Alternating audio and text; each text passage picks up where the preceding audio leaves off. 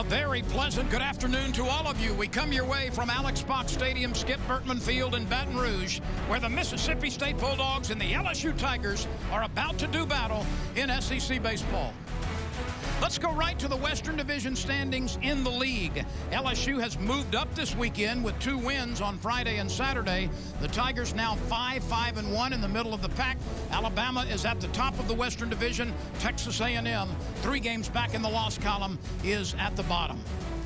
Welcome, everyone, with Louisiana Sports Hall of Fame member Ben McDonald. I'm Lyn Rollins. Ben, this is the new world of college baseball. LSU has won twice, and Mississippi State has only 1 run in 18 innings in this series. Yeah, I mean, LSU's pitched great. Only 6 runs scored between the 2 teams in 2 games. LSU's pitching has been outstanding. Mississippi State's has been pretty good as well, but LSU has found a way to get some big hits and some clutch hitting, and so far they've done just what they needed to do by winning the first 2 games of this series. And, oh, by the way, they've pitched pretty well.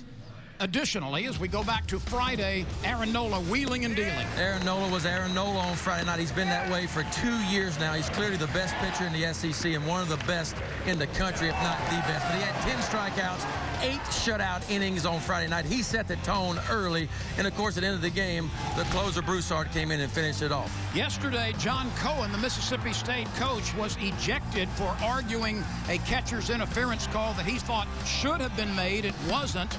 And John Cohen was ejected in the 3rd inning. Yeah, that hurt them. Anytime you lose your skipper early in the ball game, especially a big series like that, it hurts. But there's Mississippi State's only run of the series. It was an unearned run that they pushed across to give them 1 run yesterday. But it was LSU and Savick late in the ball game to come up with a big base hit. It scored Mark Laird right there. That LSU went on to win 2-1. And there's a sac fly by Chinea at the end of the game right there to bring home Bregman with the 2nd run and ultimately the winning run. And Joe Broussard, as he did on Friday night, also finished up for the LSU Tigers in fine fashion. Statistically, look at the number of hits Mississippi State has had in this series so far, only 6. Mississippi State's batting 102 for the series. LSU only batting 207, but LSU's found a way to push home enough runs to win the first 2. Then this 3rd game of the series is important for different reasons for these teams. No doubt about it. For LSU, I mean, they got swept last weekend against Florida. They need to go ahead and finish this thing off if they can, because when you get swept, you want to get a sweep back somewhere in that 10-game series. For Mississippi State, they were the only team in the SEC that had won every series so far. They need to go ahead and win this game. Let's look at our Valero keys to the game for both teams. Well, for Mississippi State, we said, I mean, they're batting 102 for this series. They need some timely hits where they get some opportunities. They got to push them across. Their young freshman, Dakota Hudson, has to be big for them. He's a big kid with a big fastball. We'll see what happens on him. LSU can't be satisfied, Lynn. They can't settle for winning this series. They need to go ahead and sweep it and finish it off. And I think for LSU, early pressure on the young freshman Hudson's going to be big. His nerves are going to be really tough in this ballgame. Big environment for him, so we'll see what happens. LSU has won 8 consecutive series against Mississippi State. Can the Tigers get the sweep today? We'll find out in a moment on CST.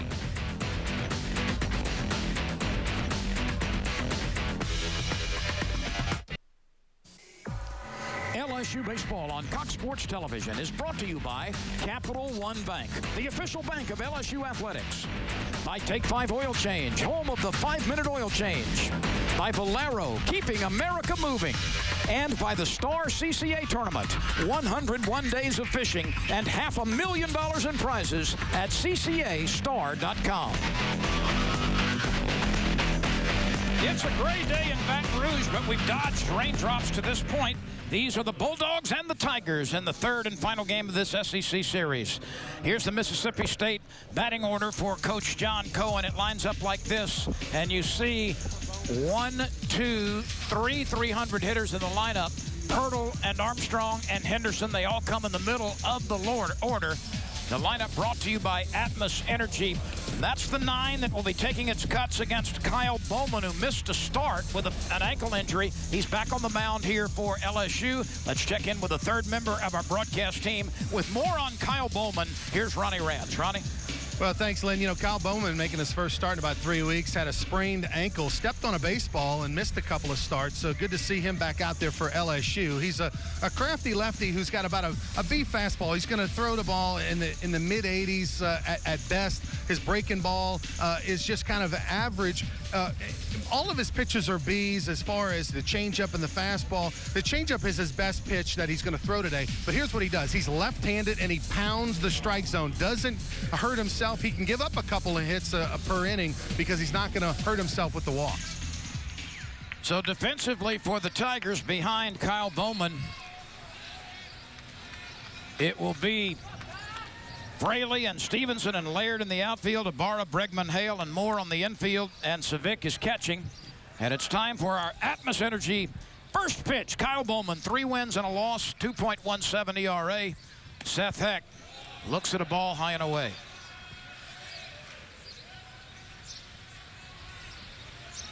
There were those at midweek and even in the first part of this series who thought that today's game would be extremely doubtful with a 100% chance of rain, and it may come in later, but right now winds are blowing a bit unusually from right to left compared to what we've seen for most of this year.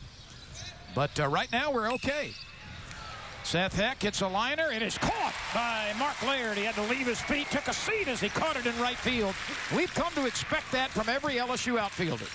Well, it doesn't really matter what outfielder it is. They all can run and go. Laird gets a great jump on this ball, uses his speed, and gets to it. And that first inning and that first out is always the biggest one for a pitcher. Good start for Bowman to this point. Here's Alex Detz, the third baseman.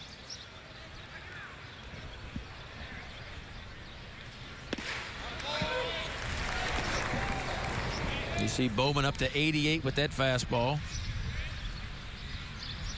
Detz out of San Luis Obispo, California. And the 1-strike pitch, lefty to lefty. That bends a little bit away from the strike zone. That's his changeup right there. As Ronnie mentioned, he's got a good fastball, you know, for a left-hander. Pretty good changeup and really a pretty good breaking ball as well. And not scared to throw that changeup in any count. That's back-to-back right there. Detz is 1 for 6 in this series. Remarkably, nobody has more than 1 hit for Mississippi State in the first 2 games. That is out of play. Bouncing into the bleachers on the left side. Only 6 hits in the series for the Bulldogs. Detz, Henderson, Armstrong, Pirtle, Heck, and Vickerson have the hits. And that's it.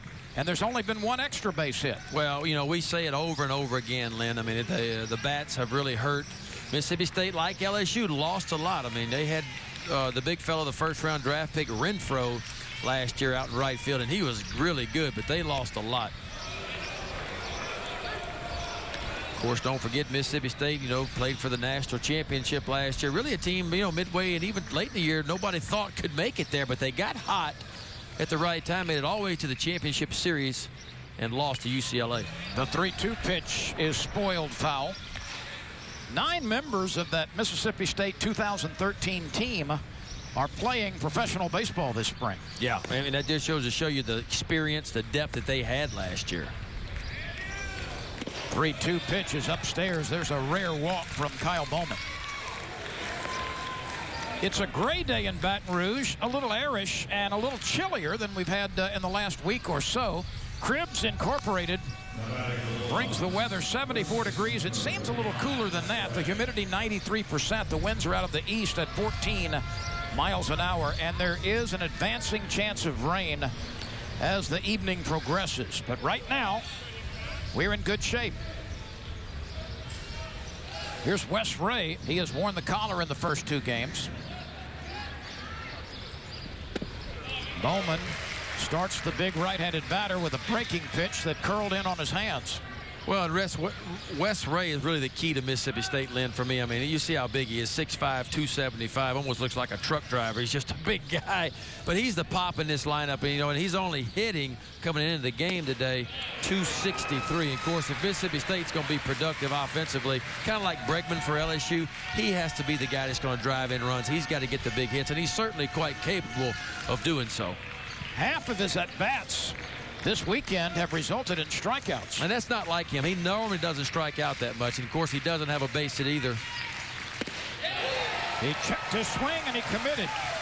So that's 5 times that Wes Ray has struck out in 9 at-bats against LSU pitching. Well, you know, in the SEC, Lyn, we all know it's not about, you know, who you're playing and what you're playing. It's what time you catch these teams right now. And obviously, Mississippi State is not playing well, not hitting the ball well. And most of that has to do with LSU pitching has been outstanding. But, you know, in the SEC, it's all about catching teams at the right time.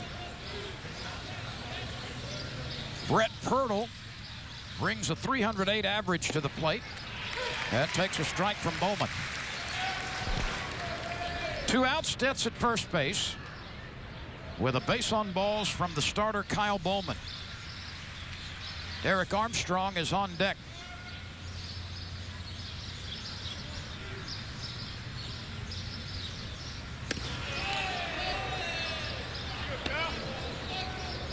Detz is the base runner at first. He drew a 1-out walk.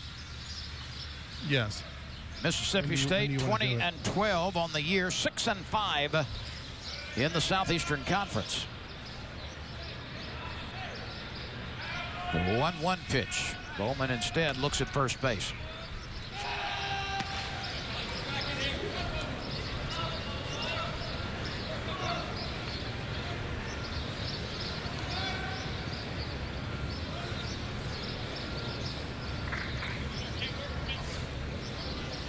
Bowman to the belt. He delivers upstairs.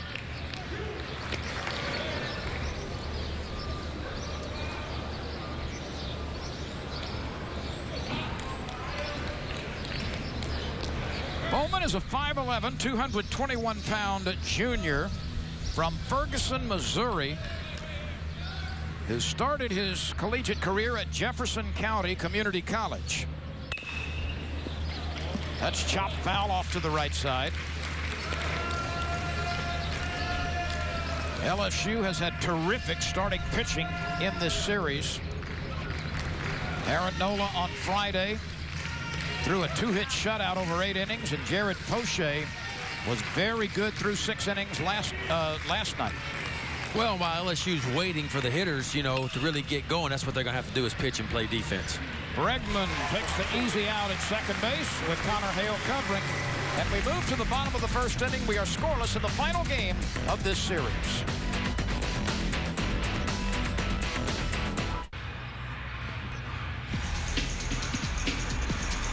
This is the way the LSU Tigers will bat in the bottom of the first, courtesy of Atmos Energy, the largest natural gas provider in the state of Louisiana. You see 3 300 hitters in the lineup. Cade Savick in the cleanup spot batting .361. Jake Fraley in limited duty at .385. And Andrew Stevenson at the bottom of the order hitting .341. That's a lineup which will take its cuts against Dakota Hudson. And with more on the Mississippi State starter, let's go down to Ronnie Rance. Ronnie? Well, Dakota Hudson is a big, strong 6'5" freshman right-hander out of Tennessee. He was drafted out of high school by the Texas Rangers. And, you know, I talked to John Cohen, and he said he's got a lot of Ben McDonald in him because he's 6'5", he's very athletic, and can throw the ball in the mid-90s. He's got an A fastball that can be an A+ fastball. His breaking ball, which is a slider, is a B+. The changeup, we give it a C+ only because it's very inconsistent but capable of being extremely good. But he's athletic, and he keeps getting better and better each time out. Guys, this is his first SEC start of the year, of his career. It's been a while since he's pitched. Our pitcher scouting report brought to you by Louisiana Cat, your statewide Caterpillar dealer. Yeah, I think John Cohen's really rolling the dice on this one, Lyn. I mean, you're bringing in a guy that's just a freshman in this environment. You've lost the first 2 games, and you're bringing in a guy that hadn't basically touched the mound in competitive environment in a month now. So it's a pretty big gamble right here. That's why I think it's important for LSU to put constant pressure. This kid's going to have to be nervous, not only in this environment being a freshman, but because he hadn't faced a batter in a big situation in a box in a month now. Sean McMullen, Mark Laird, and Alex Bregman for the Tigers. McMullen is the designated hitter this afternoon. He's a guy at the top of the order who sprays extra base hits. Yeah, McMullen's done it. You know, we saw him do it last year. He's done it again this year, and he's put up some good numbers. And you mentioned it, Lyn. I mean, his slugging percentage, .528, which is very high for a leadoff guy. And he's got 3 triples, 3 homers. 20 RBIs. He leads the club with runs batting in. Interestingly enough, Ben, and you've talked about it this year, McMullen against left-handed pitching is extraordinary. He never seems to flinch. He's batting .353 against lefties, only .257 against right-handers. Yeah, I mean, he really stays in there on lefties. Like most lefties, you know, bail out. The average one does, but he just stays right in there. I like to watch him hit on lefties. And, of course, being kin to Will Clark, I'm sure he learned that from his left-handed hitting cousin, Will Clark. 8 extra base hits in Southeastern Conference play. And McMullen, who doesn't walk a lot, opens the game with a base on balls. McMullen has had 31 hits this year, and 17 of those have been for extra bases. Yeah, absolutely. Got some pop. We saw him hit a triple. And, you know, Mark Laird coming to the plate here. You got to think LSU is going to try to put a runner in scoring position for Bregman, who's on deck. And, of course, LSU's best hitter so far in Cade Savick batting in the 4-hole today.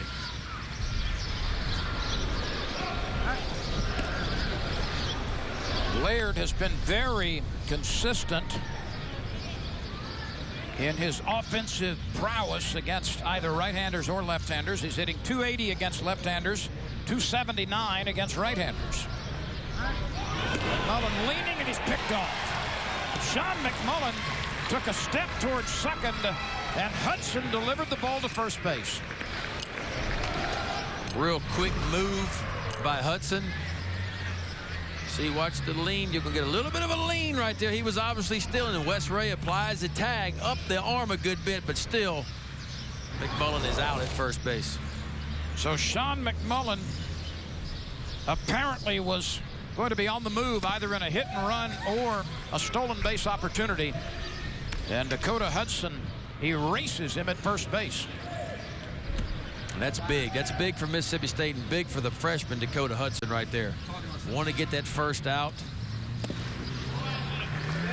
Let's look at this again, and you see McMullen, who obviously took a step towards second, and then oops. Oh, yep. And once that happens and the throw's on the money, and it was, he was going to be out. And you're right, Lynn. It was either going to be a straight steal or a hit and run. Most probably a hit and run in that situation, and that's tough, you know.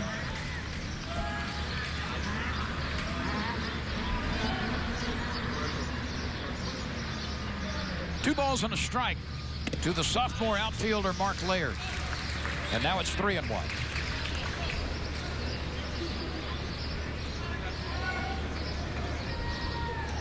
The lights have been on here for quite a while, and they will stay on throughout the afternoon.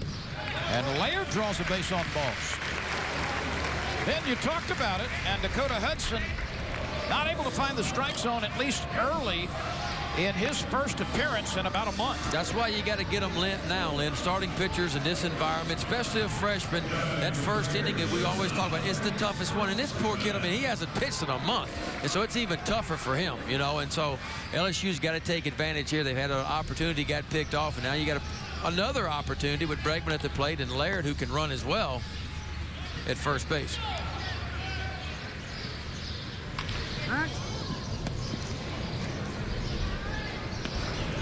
Bregman is hitting right-handed pitching much better than left-handed pitching.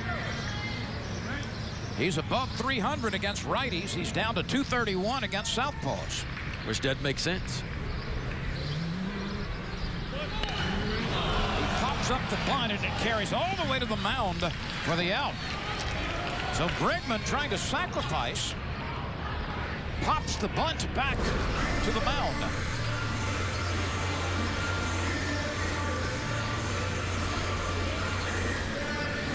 I mean, I couldn't tell, you know, it's almost he drops his right leg back, Lynn, like he's going to try to bunt for a base hit, you know, almost like a drag bunt situation, maybe trying to shoot it towards the shortstop. Heck, you don't see Bregman do that too often, you know. If you're going to do it, obviously you got to bunt the top half of the baseball, which he tried to do.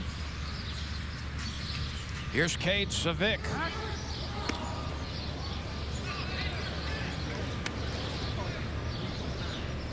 Savick is hitting .225 against SEC pitching. That's far less than his overall average.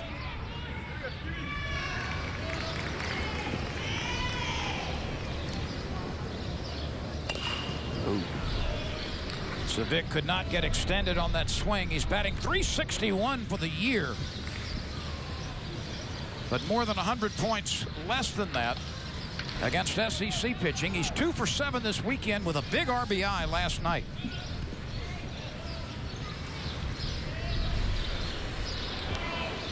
A 1-strike pitch. It looks like Randolph's going to go out and have a little talk with Hudson. I mean, Hudson hasn't been real good. LSU's kind of let him off the hook to this point. I mean, 2 walks. And Bregman pops up a bunt. Mississippi State will not be hesitant about going to its bullpen today, and for that matter, neither will LSU.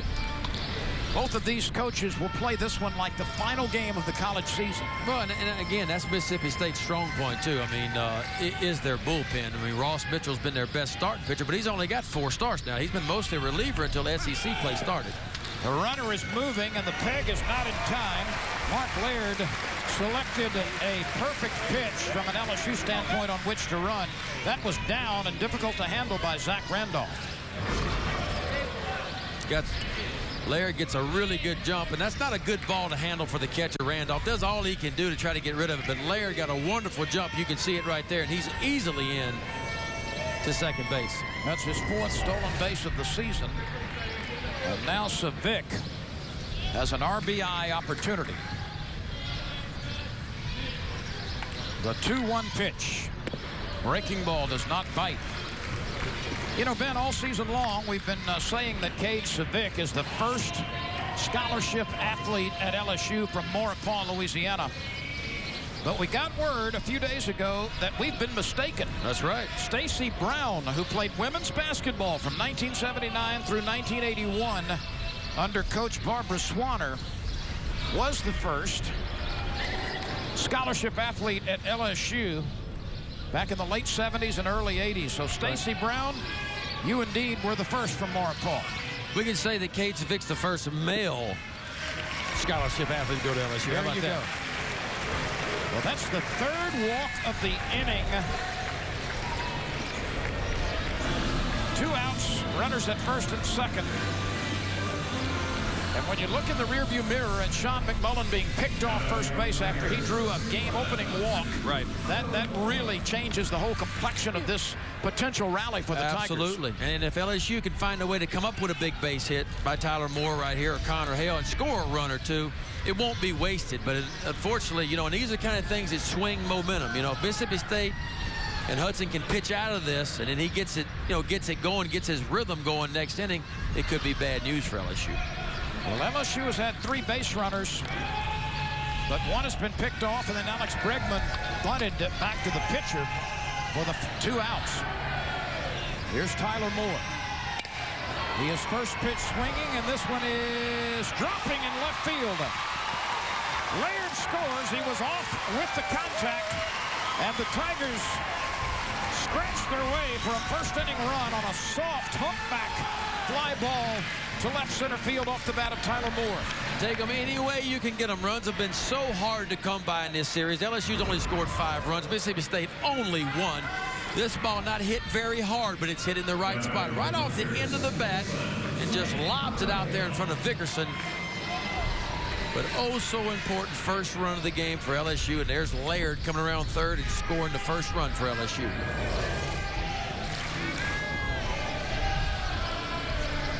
Here's Connor Hale.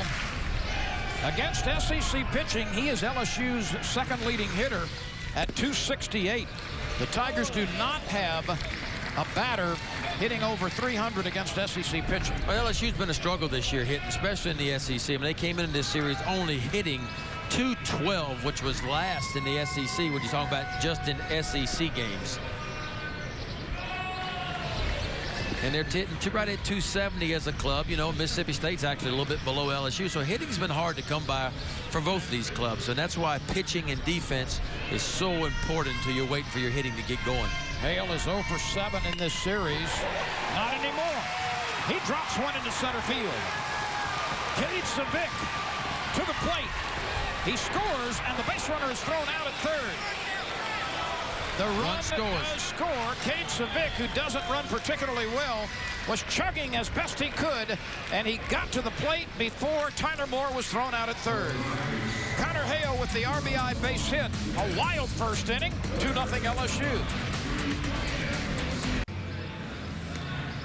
The Tigers get 2 in the bottom of the first inning. We'll show you Cade Savick, who is chugging to the plate. He actually slowed up just a little bit on the base hit by Connor Hale. And remember, if this run right here is, this guy is tagged out before that run scores at home plate, the run is at home plate doesn't score. And you see Savick slows down just enough to make it closer than what it should have been. And you watch, he'll get an earful from Coach Maneri for slowing down right there, because that is huge.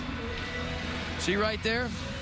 You got to sprint through. You got to know the situation. The situation was where other runners were on base with a chance of getting thrown out, and that's why he's got to bust it and get all the way through to home plate before that guy's tagged out. LSU forced it. They got picked off. They popped up a bunt and had a little bit of a base running error. They were lucky with 3 mistakes right there to put 2 runs on the board.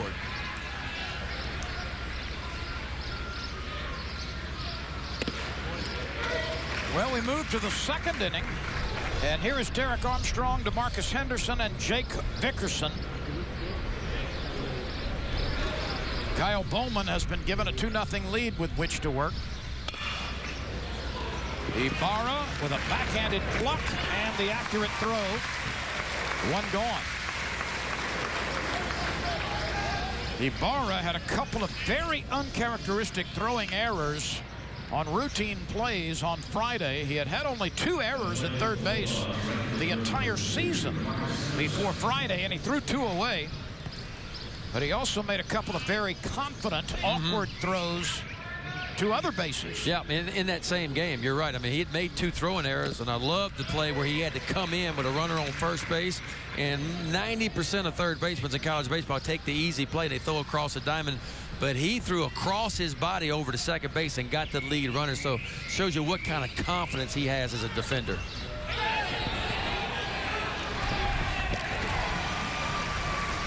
That's going to be a foul ball. I think the ball hit him in the box is what they called. As long as it hits you in the box, it's a foul ball. Hits you out of the box. Yep, got him right there. That's close. He's close to being out of the box right there, but home plate umpire John Bennett made the call. John Bennett is calling balls and strikes. Mark Humphreys is at first base. Scott Irby is the second base umpire. And Joe Judkowitz is at third.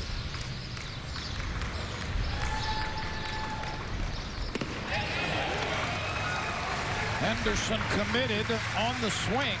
And that's the second check swing strikeout recorded by Bowman. Yeah, Bowman's got a good fastball today. You know, we talked about him being in the mid-80s with that fastball as the K-Lady comes down, but he throws an extra ball kind of up in his zone right there, and Henderson just can't check his swing. But we've seen the velocity for Bowman up to 88 so far today, so he's got a little bit of extra. You know, hadn't pitched in a while, had that one relief outing against McNeese on April the 2nd. His last start was against Vanderbilt, a couple of weeks ago.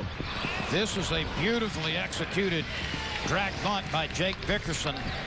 And if you want to see how you draw it up on a chalkboard, this is what Vickerson was able to do. That is perfectly placed. You can't do it any better than that. You got a left-handed pitcher which falls off to the third base side when he lets the ball go. And when you square around, you see Connor Hale's going toward first base is where he has to be. LSU's second baseman reads bunt. He knows he's got to cover first base in that situation. So give Vickerson a lot of credit. Puts just enough on it, pushes it in the right spot. That's a third bunt attempt, 2 for Mississippi State drag bunts and 1 for LSU on a drag bunt. So we've already seen 3 bunt attempts in less than 2 innings so far.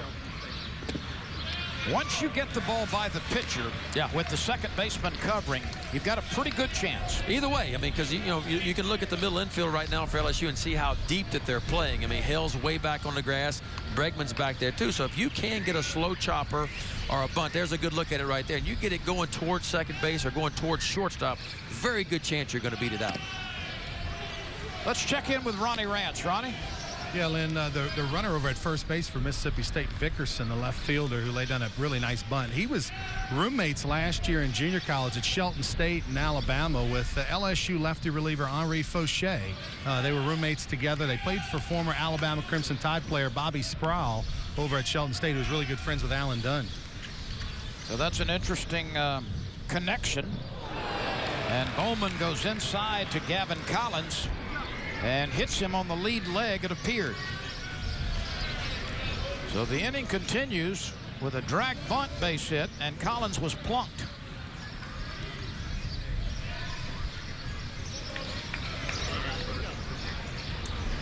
This brings on the catcher, Zach Randolph, as Paul Maneri looks on.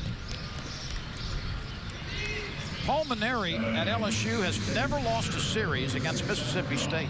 That's pretty amazing because Mississippi State's had some good teams. You know, John Cohen does a wonderful job with State last year. They represented the SEC in the National Championship Series, as we all know, last year.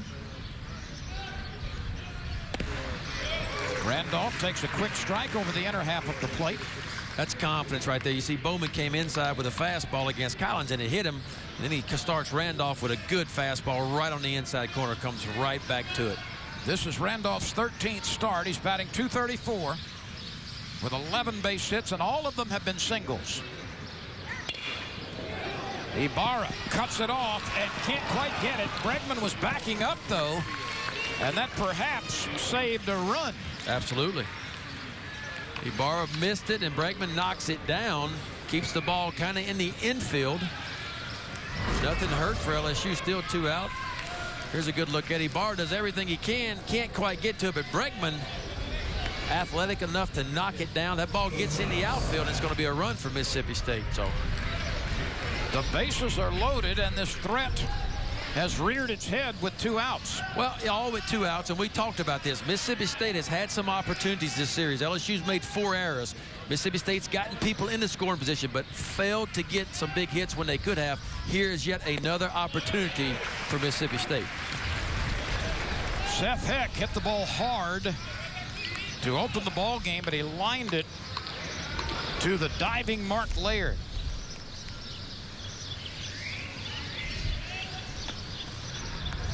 The outfield straight away and medium depth.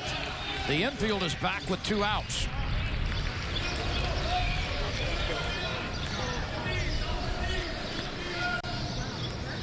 One ball, 1 strike.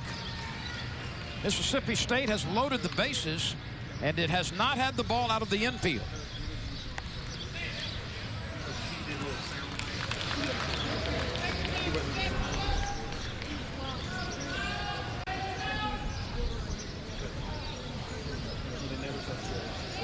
Bowman. That's caught. The liner to the right side, handled by Tyler Moore. 2 pretty good swings by Seth Heck, but the line drives have both been caught. LSU casts ice on the rally and leads 2-0.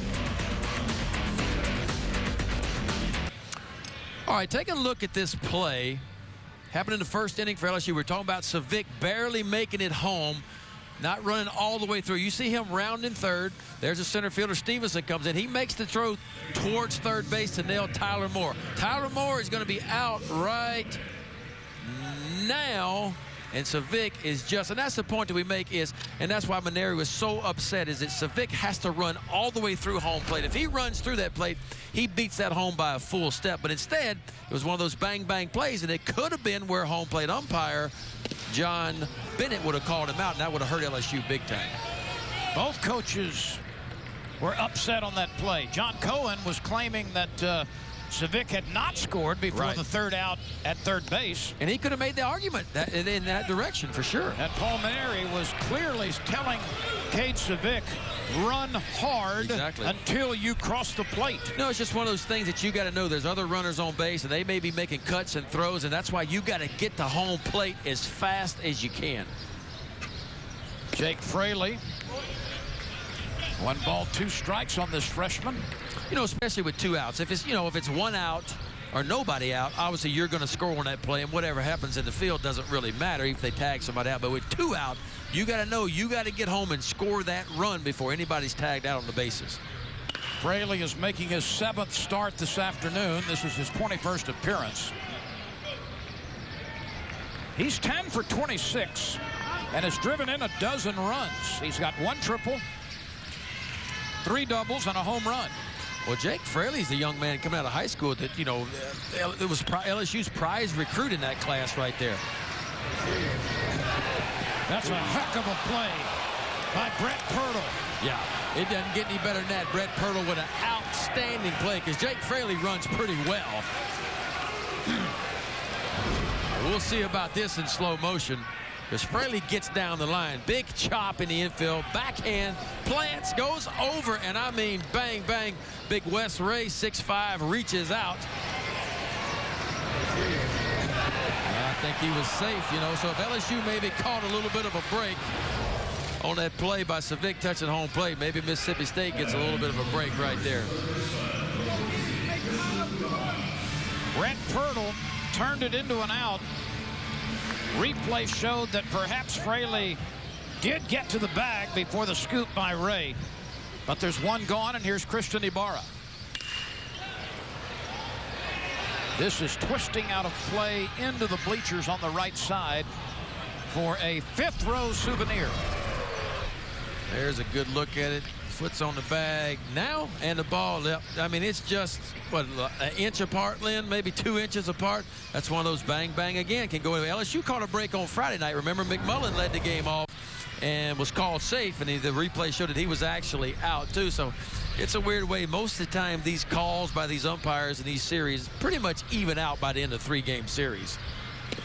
Ben, I'm not saying that this was the case, but sometimes psychologically, when an infielder makes a great play and then follows with a great throw, you don't exactly anticipate the out, but sometimes you sort of subconsciously reward him, perhaps. Absolutely. And I'm not saying that occurred, because umpires are supposed to call what they see, no matter what preceded the play.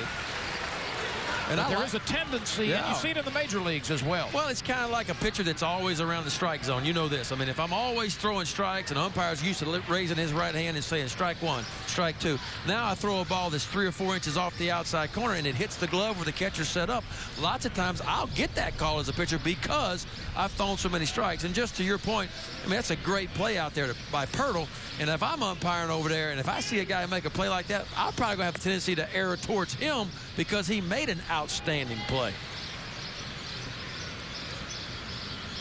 The 0-2 pitch, grounded foul, and it has started to rain lightly here in Baton Rouge. But, I mean, the umpire in that situation, Lynn, and you've done a lot of umpiring, too. I mean, you just can't. He's not wrong on either one of those calls. That play is so close by inches. I mean, either call he made is going to be the right call in that situation. The umbrellas are coming out, and folks are leaving the bleachers to find some cover underneath the grandstand. 94 miles an hour by Hudson. Scouting report was right on him. Just a freshman. Big kid, 6'5". That fastball's been up to 95. We've seen it. Pretty good breaking ball. There's a bender, and it did not miss by much. Nope. Now, see, that's a good pitch. I mean, that's a really good pitch. And, you know, different umpire, different day. That's going to be a strike and strike 3.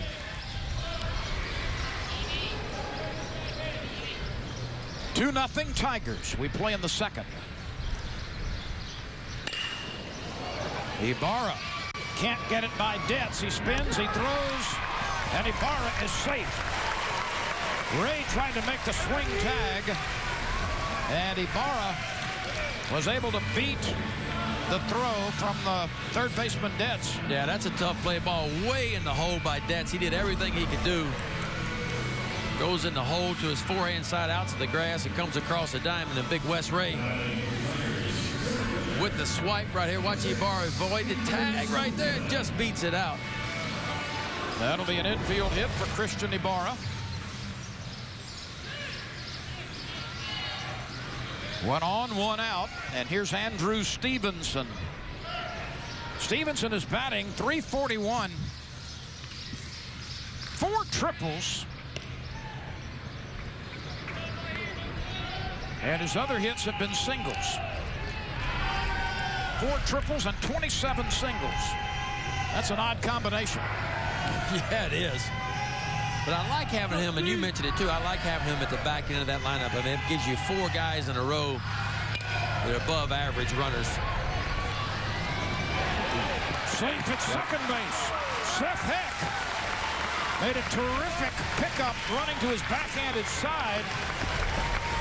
But he and Pirtle could not connect on the middle bag. Well, you know, pretty good pitches right there by Hudson, but both of these balls in the hole, and you see Heck goes in the backhand, jumps and throws, does everything he can do, but just pulls the second baseman Pirtle off the bag just enough.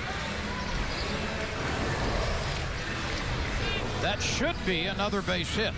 Yeah, because, I mean, the way it's supposed to read, I mean, there's no way with Stevenson's speed that the shortstop Heck could throw him out in that situation. Oh, my goodness. They've called an error on that. That is a leaping throw. That's well above normal effort. And that's how the rule book reads, Lyn. You're exactly right. Extraordinary play, and that certainly is an extraordinary play. Here's Sean McMullen, and he dribbles one foul pass first.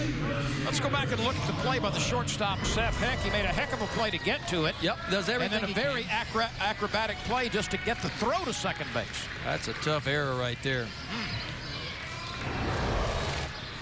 We shall soldier on, sir.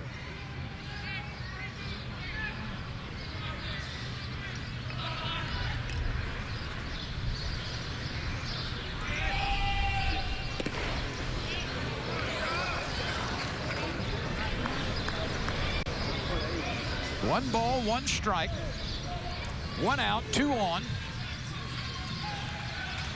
McMullen walked to open the game for the Tigers and then was picked off first base.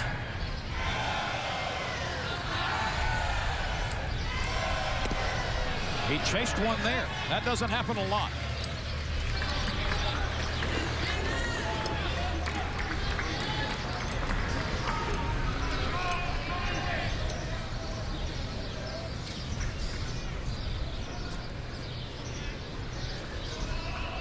Mississippi State, again, just like last year, one of the top fielding teams in the country. Top 5 in the country last year in turning double plays. And they're looking for one right now. Mississippi State, there's a nice grab in the stands. That's what you bring your leather for. Yeah. Good day today, too, because now you got to give it to the little guy, though.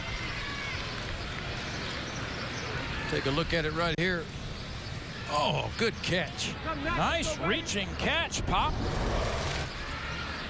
Now the little guy's got the ball. Yeah, now he's telling how he did it. He's telling everybody, well, that's what I had to do. I had to judge it. It was spinning backwards. You know, I had to bend over to catch it. Tough play for me, but I made it.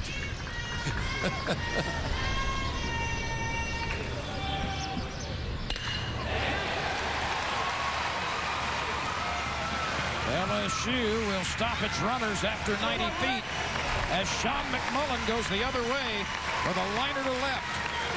Nice piece of hitting by McMullen right there. Gets a fastball kind of up out over the plate. Doesn't try to pull it, just hammers it the other way. Good read by Ibarra, too. So he just won out, so Ibarra's at second. He's got to make sure that line drive goes through. He can't be aggressive on that. That's a good swing right there. Stays inside. See his hands go first right there. Barrels it up and just drives it the other way. Good piece of hit.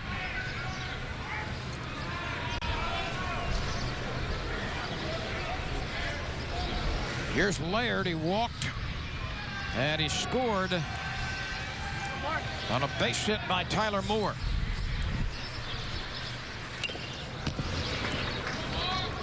Another opportunity for LSU. You know, bases loaded, just one out.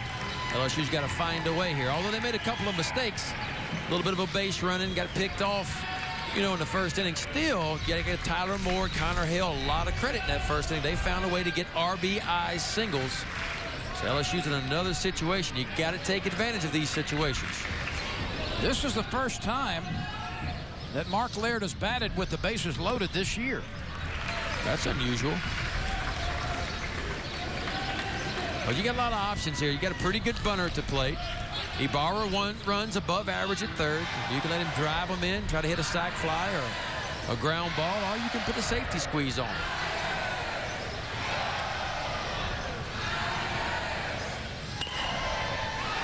It's a fair ball. And Laird is going to run a while. The umpire is going to see where the ball is, and that's going to be a two-base ruling because the ball appeared to get hung up in the tarp. Right. And Pulmonary now is going to come out and say, where was the ball? Right. That's a very smart play by the left fielder, Vickerson. He knew that that was a possibility. The ball did jump in the tarp, but he didn't even go for it because once he reaches for it and makes that attempt to go get it, everything's off then.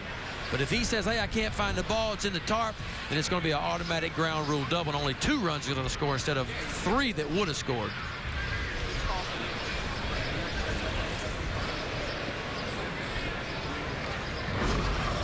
And you got to go argue it. Watch the ball closer. You'll see it right here. It's going to bounce right up off the mound, and watch it. It hits the rake in the water cooler, and then it comes back. And you can see the ball. There's the ball right there.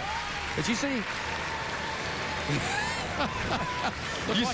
you see what Vickerson did? Watch Vickerson. See, it hits the bench of the seat. It rolls right there. And the ball, you can, from the other angle that we saw, we can see it. But Vickerson then steps on it and covers it up even more. That's pretty good play by Vickerson. That's how to win right there. See him step on it and kind of cover it up, because before that, it wasn't covered up. But that is the proper ruling on the ground rules that are discussed prior to the game.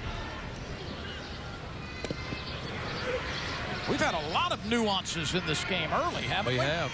But, you know, it's been LSU that's come up with the big hits. I mean, 2 singles in the first inning, and then there's a double by Laird right there for That's 2 his RBIs. 5th double of the season. And the Tigers have 5 base hits. They should have 6. I just can't give it up, though. Yeah, you know, I'm with you on that. That is, as hard as hits are to come by for everybody in college these days, I wish the scorekeepers would pay a little more attention to those extraordinary type plays. I'm not asking for charity. I thought that was a legitimate hit. I did too.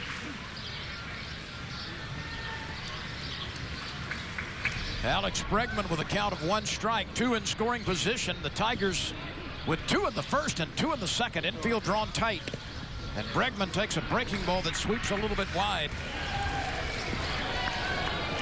Another one of these situations, just 1 out, runner at third base, opportunity. You know, and Mississippi State now has got the infield drawn in. They're saying we can't afford to give up any more runs. They're going to try to cut it off at the plate if they can. This is popped up right side. Ray in foul ground makes the play behind first base. Bregman fails to deliver with runners at second and third, and there are now 2 outs. Well, you know, Bregman's not hitting quite as good as he did last year.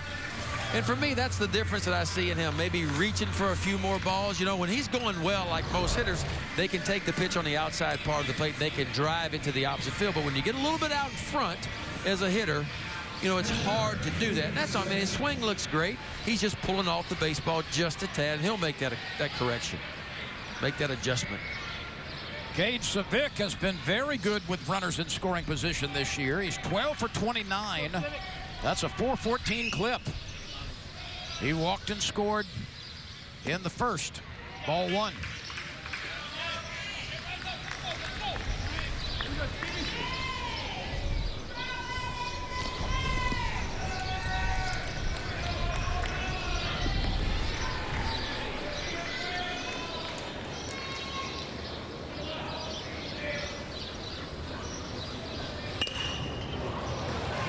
Seth Heck will have to throw it to first base, and he's on the money. But the Tigers follow 2 runs in the first with 2 more in the second. And we go to the third on a gray day in Baton Rouge. 4-0 LSU. LSU baseball on. A pair in the first and a pair in the second for the Tigers, who have 5 base hits, looking for the sweep against Mississippi State this afternoon. 4-0. Let's go down to Ronnie Rance in the LSU dugout. Ronnie? Yeah, thanks, Lynn. Down here in the dugout, Coach Maneri normally joins us right now, but he's meeting behind the dugout. But, you know, guys, this is with the rain situation. Ben, I got a great story for you. Back in 1992, LSU, we played Tennessee in a 3-game series, and that Sunday, like today, it was an 80%, 100% chance of rain. So Coach Bertman, I got the start. Coach Bertman told me, hey, we got to hurry up. We got to get this in. You know, we got to get it in so we can get the 5 innings and get the victory.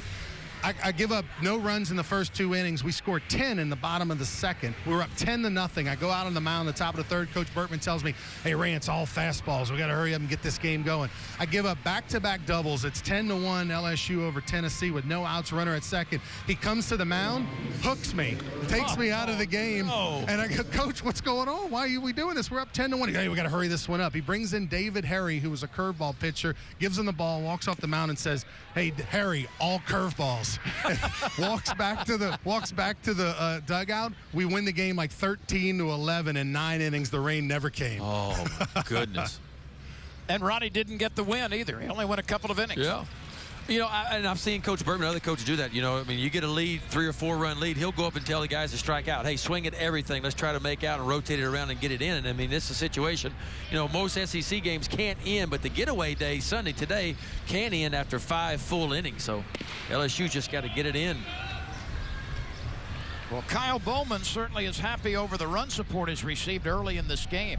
But that's always a danger, to Ronnie's point, is you don't change what you do. I mean, no matter what the situation is, if you're a pitcher that works slow, you can't go out there and try to work fast, and vice versa. You know, you got to stick with your game plan no matter what the situation is if you're going to be effective.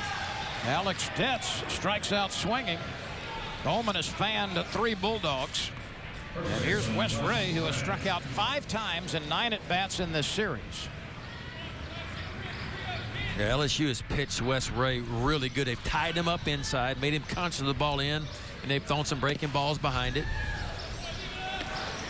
And they've pitched him backwards at times, too. Started him off with breaking balls to get ahead and finished him inside.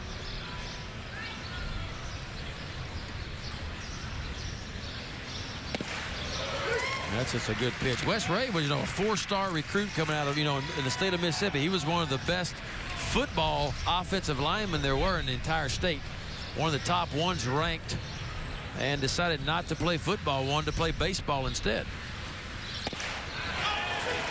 And, you know, when you're in a funk like that, I mean, that's what happens. You paint it on the outside corner with a changeup, and then you get a fastball that's just right below the knees on the outside corner, too. Makes it really tough to hit, because nobody hits those pitches well. Ray goes down on strikes again. That's just a great piece of hitting right, or pitching right there. I mean, pitching coach Alan Dunn's got it figured out 2 away. Then he ties him up kind of up and in with a good hard fastball. Watch it. I mean, that ball just got him beat right there. And like most big guys like Wes Ray, if you can get that fastball up and in a little bit, most of them have a hole right there. The danger with going up and in is if you miss and don't get it in and you miss up and out over the plate, lots of times they can hit it out in the seats out there. Here's Pirtle, a right-handed batter with a wide crouched stance.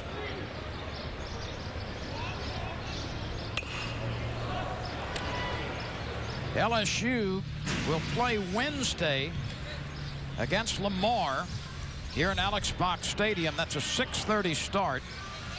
And then the Tigers will be back home against Arkansas on Friday, Saturday, and Sunday. The first and third games will be available on Cox Sports TV.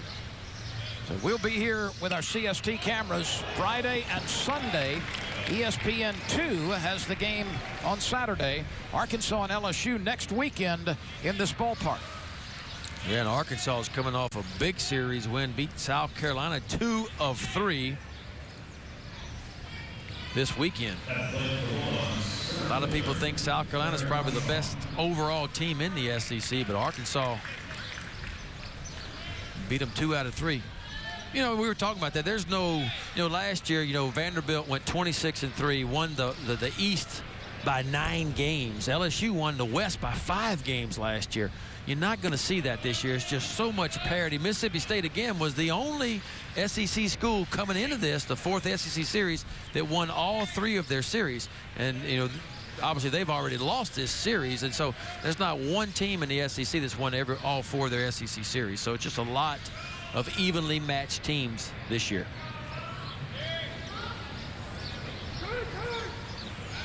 You know, if anything, I think it's been a surprise. Nobody really expected Alabama to be leading the West. They've played, you know, really well. Mitch Gaspard over there's got his team playing well. Auburn came in number 2. They've dropped a couple of games. They've dropped down a little bit in the West. They were a little bit of a surprise as well, as they were picked to finish dead last in the West. Derek Armstrong at the plate following the 2-out base hit by Brett Pirtle. 1 ball, 1 strike from Kyle Bowman.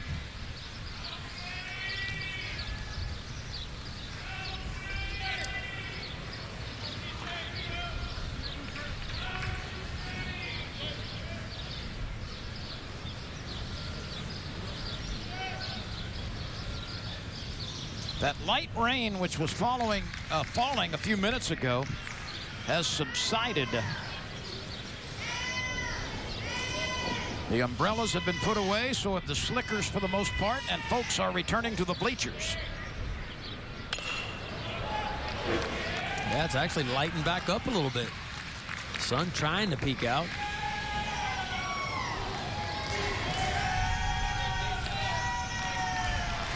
They don't need those slickers right now. No, but it's Louisiana, and so they're going to keep them on because it's probably going to come again at some point.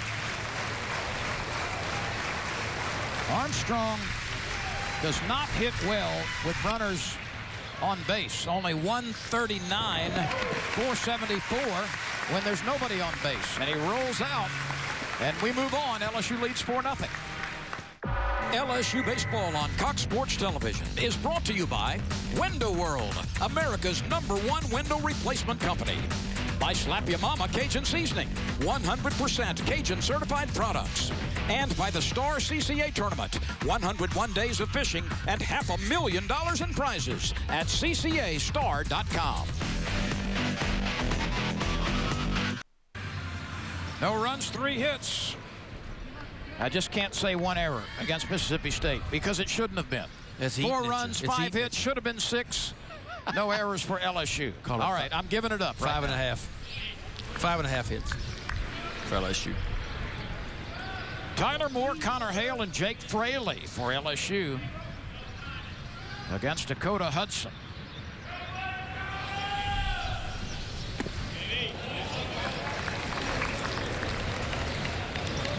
You got to think this might be the end for Hudson. You know, he's kind of been his own worst enemy. 3 walks actually in the first inning. LSU scored 2 runs, and in the next inning he didn't walk anybody but gave up 3 base hits.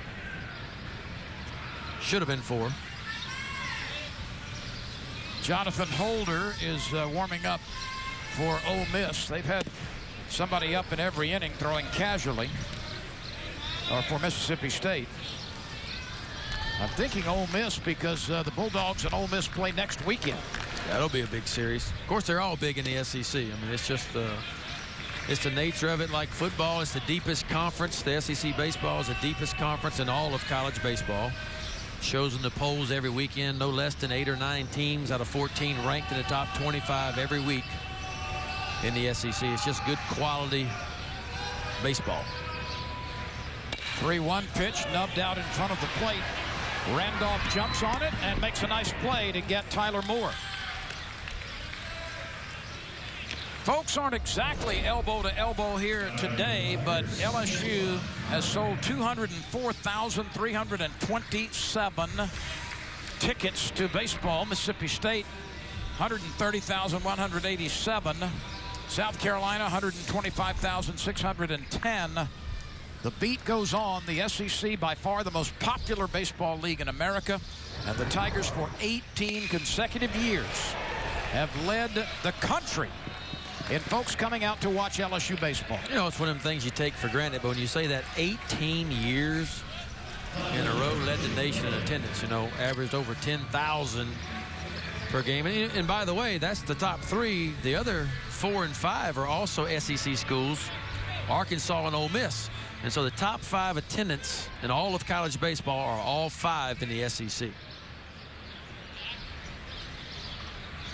2 quick outs. Moore has tapped out catcher to first. Hale hit the ball hard, but Armstrong, the center fielder, caught the liner. The Tigers have not been retired, obviously, in order so far, having scored 2 in the first, 2 in the second.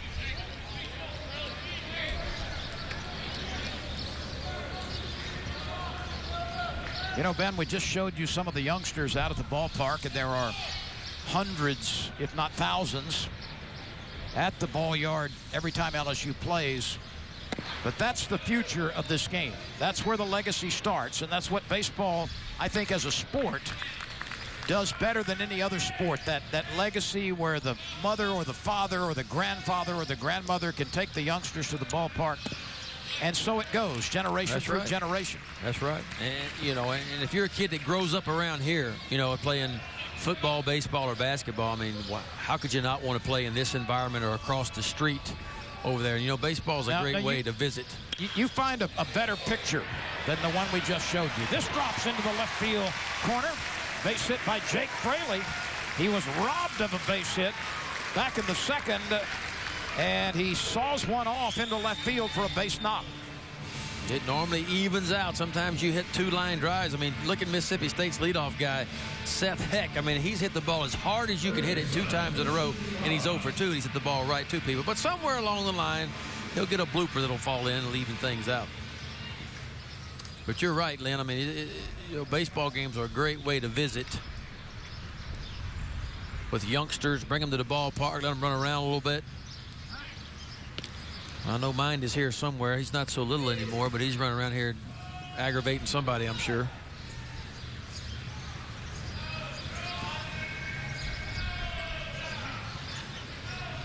Two outs, a runner at first.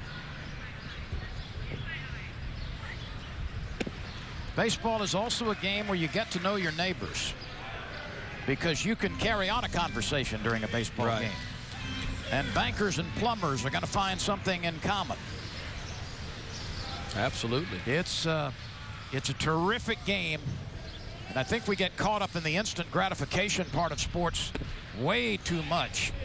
And baseball is one of those games where you can, for a very reasonable price, come out and enjoy yourself for 3 hours at the ball yard, make some friends, come back when you can, and just sort of enjoy the environment. Absolutely.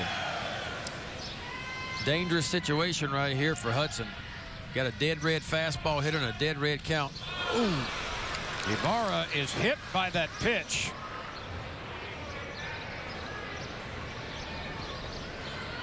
And I think that got him on the right forearm. Yeah, he was getting it going, because you got to get it going off Hudson because he throws so hard. And when you get those hands going, you get them exposed out in front. Check it out. I mean, he's going to get it swing started right there, and then he just can't stop it. You get him exposed. I got him right on the right forearm. This would be a good look at it right here. All right, see that right elbow and forearm right off of it right there. I'm sure he would have preferred to take that one higher up on the forearm. That was, or higher down, I guess. That was close to the elbow. There's a lot of bone there, and that's a stinger. You know, you face a guy that throws in the low to mid-90s, you want to start your swing. You have to, especially in a fastball count. You know it's coming, so Ibarra's getting out there and getting it going. And lots of times, you know, you want to turn that left shoulder if you can and take it on the forearm. But once you get your swing started, you just can't do that. You can't stop it. Looks like he's all right.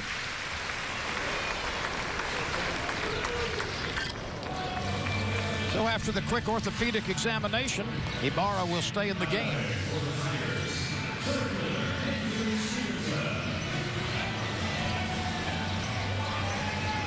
There is bullpen activity for Mississippi State. And we are going to have our first reliever of the afternoon to face Andrew Stevenson. So Dakota Hudson is gone after 2 2/3 innings. Our Northwestern Mutual pitching change is underway. LSU 4, Mississippi State nothing in the third. Mississippi State has brought Jonathan Holder out of the bullpen, and this big guy throws hard. Oh, yeah, he was the back end of the bullpen last year for him. Had a lot of saves, set the record at Mississippi State in saves, and big reason why they made it so far last year. He's in, hadn't pitched, but you look at his number, hadn't pitched in this series, but 23 strikeouts, 6 walks, very good on that end. You know, he hurt his finger a little bit and blew a couple saves early in the year. He had some swelling in one of the fingers on his pitching hand, and so he wasn't as effective as he was last year. But it's certainly because not of his stuff. He was just injured a little bit and tried to pitch through it. But he's healthy now, and ever since he's got that finger well, he's been dominant again. You know, Lyn, this is interesting to bring in your closer at this point in the game, but with the threat of rain and the fact that this game is probably going to not go 9, at some point the rain is going to come and it's going to stay here. There's a sense of urgency to try to go win it right now. They've got to shut down LSU's momentum right now and hope they can get some offense. So that's why you're seeing Holder, one of the nation's best closers, in the game in the bottom of the 3rd. Yeah, and you're right, Ronnie. You never want to go through a series and not use your best pitcher. And that's a good situation because, I mean, it's going to be a shortened game. So Mississippi State's trying to shorten it, and they know as well with a 4-run lead right now. 4 runs in today's game is like a normal 6 or 7-run lead, and so they got to stop the bleeding right now. You bring in your best guy, you shut it down if you can, and you give your offense an opportunity. Dakota Hudson lasted 2 2/3 innings. He gave up 6 hits, walked 3, didn't strike out anybody, and hit a batter. Holder to Stevenson, with Fraley at second base and Ibarra on first. The Tigers got a 2-out base hit to left field by Fraley, and Ibarra was hit by a pitch. A strike at the knees. And that's Holder's out pitch. I mean, he possesses above average fastball. His fastball is going to be in the low 90s, but his equalizer and probably his best pitch is that big overhand curveball that he has.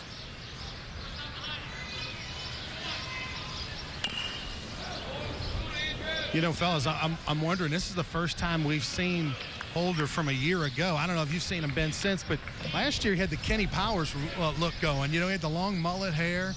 And, it worked. Now, the old Bible, the Samson, they cut the hair off. Is the strength gone? Is he the same pitcher without the Kenny Powers look? I mean, this is our first chance of seeing him in 2014. Well, both him and Wes Ray, Ronnie, last year I had them in a super regional over in Virginia. They were some big old beards and long hair and all that kind of stuff going. Both of them cleaned it up a little bit this year. Holder, a 6'2", 242-pound junior from Gulfport. The 0-2 pitch is off the plate and downstairs. Yeah, both Ray and Holder, both from the Gulfport area, I think, and you're right. That's 2 big old boys. I'd hate to have that feed bill at the end of the day between those 2. That's a lot of cornbread and sweet milk. Woo.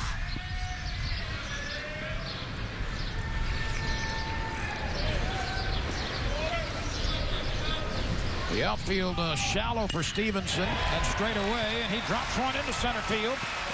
Armstrong comes up firing, and it is not in time. Sliding under the tag is Jake Fraley. A clutch base hit by Andrew Stevenson at the bottom of the order, and the Tigers add to their lead with a 2-out rally. Well, that's been the difference in this series. LSU has found ways to get those clutch base hits. They did it in the first inning. They got a couple of base hits with 2 out, drove in runs. And here they are again. Andrew Stevenson gets a fastball down, not a bad pitch, but laces it out to center field. I tell you what, a good strong throw by Armstrong goes all the way home to Randolph, and I mean just under the tag is Jake Fraley. It's a good look at it. He definitely beat it home.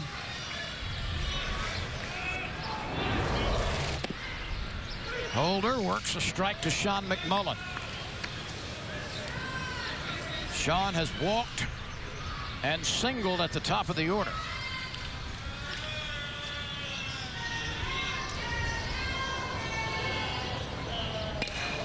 McMullen pokes one the other way, and it is over the head of Jake Dickerson. Sean McMullen stops at second base with an RBI double. That ball was a bit deceptive for Jake Dickerson. It appeared that he would be able to retreat and catch it. Well, maybe a little bit of that wind, and we got a start of that wind. It's blowing hard out toward left center field, and I think Dickerson got fooled just a little bit. The ball off the left-handed bat of McMullen, kind of slicing and carrying that way, and just gets right over the head of Dickerson for yet another huge 2-out hit for LSU.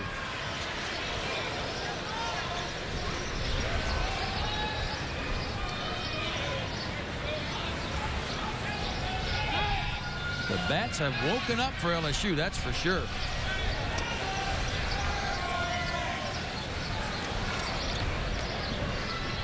LSU with 7 hits today. Yeah, he'll do it. Should have been 8. Yeah, you get him, Jim. 12 in the first 2 games. That's out of play. Off the bat of Mark Laird. LSU's approach has been really good this game. You know, the ball's been pitched away. They're hitting it away. We've seen 3 or 4 base hits to the opposite field, including that one from McMullen right there. So I've liked their approach from the beginning. And that man right there, Coach Maneri's got to be happy about what he sees from his offense. The pitching's been outstanding. I mean, it's just 3rd best pitching staff in the SEC coming in. No earned runs coming into this ball game, and 18 innings pitched in the first 2 games for LSU. Laird got tied up, but the pitch was too far inside. 7 runs, 8 hits for the Tigers. And these 3 runs here in the 3rd have come with 2 outs and the bases empty. After Moore and Hale were retired, Fraley dumped a base hit to left. Ibarra was hit by a pitch. Stevenson singled in a run, and McMullen has cleaned up with a double. Isn't it amazing how fast it can change? I mean, 2 outs and nobody on, and all of a sudden, 10 minutes later, LSU has 3 runs.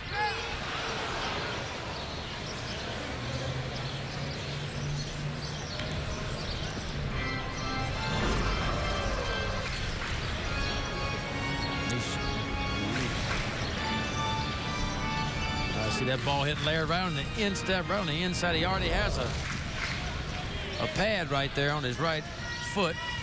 That ball got him down in the shoe.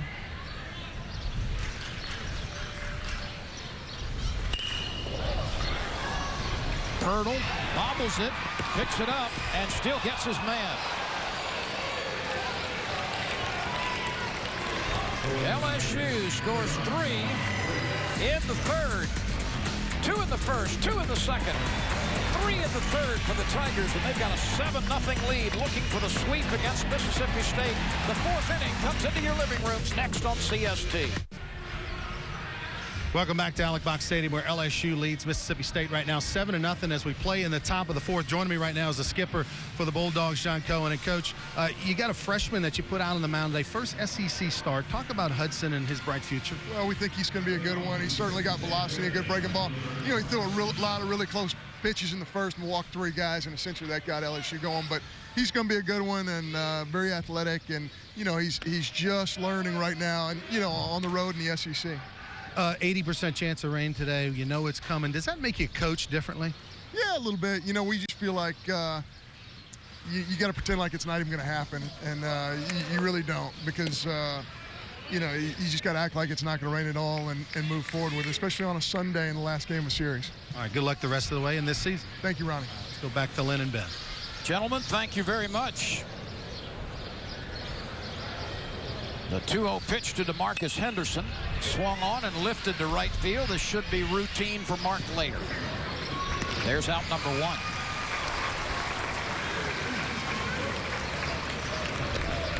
And I was talking with the LSU coaches prior to the game, and they mentioned that Kyle Bowman would go somewhere between 3 and 5 innings. We're in the 4th right now. And there is a right-hander just starting to loosen up in the LSU bullpen. Probably more precautionary than anything. That looks like Parker Bugg, the young freshman reliever. Jake Vickerson is now 2 for 2. He had a beautiful drag bunt for a base hit last time. And on the full swing, he finds the hole on the right side. Yeah, Mississippi State's had a couple of opportunities, you know, especially there in the 2nd inning, but couldn't find a way. You know, that's kind of been the story for them in this series, you know, and the reason why they're struggling scoring runs. LSU, on the other hand, has gotten the big 2-out base hits, you know, and found ways to get those runs home.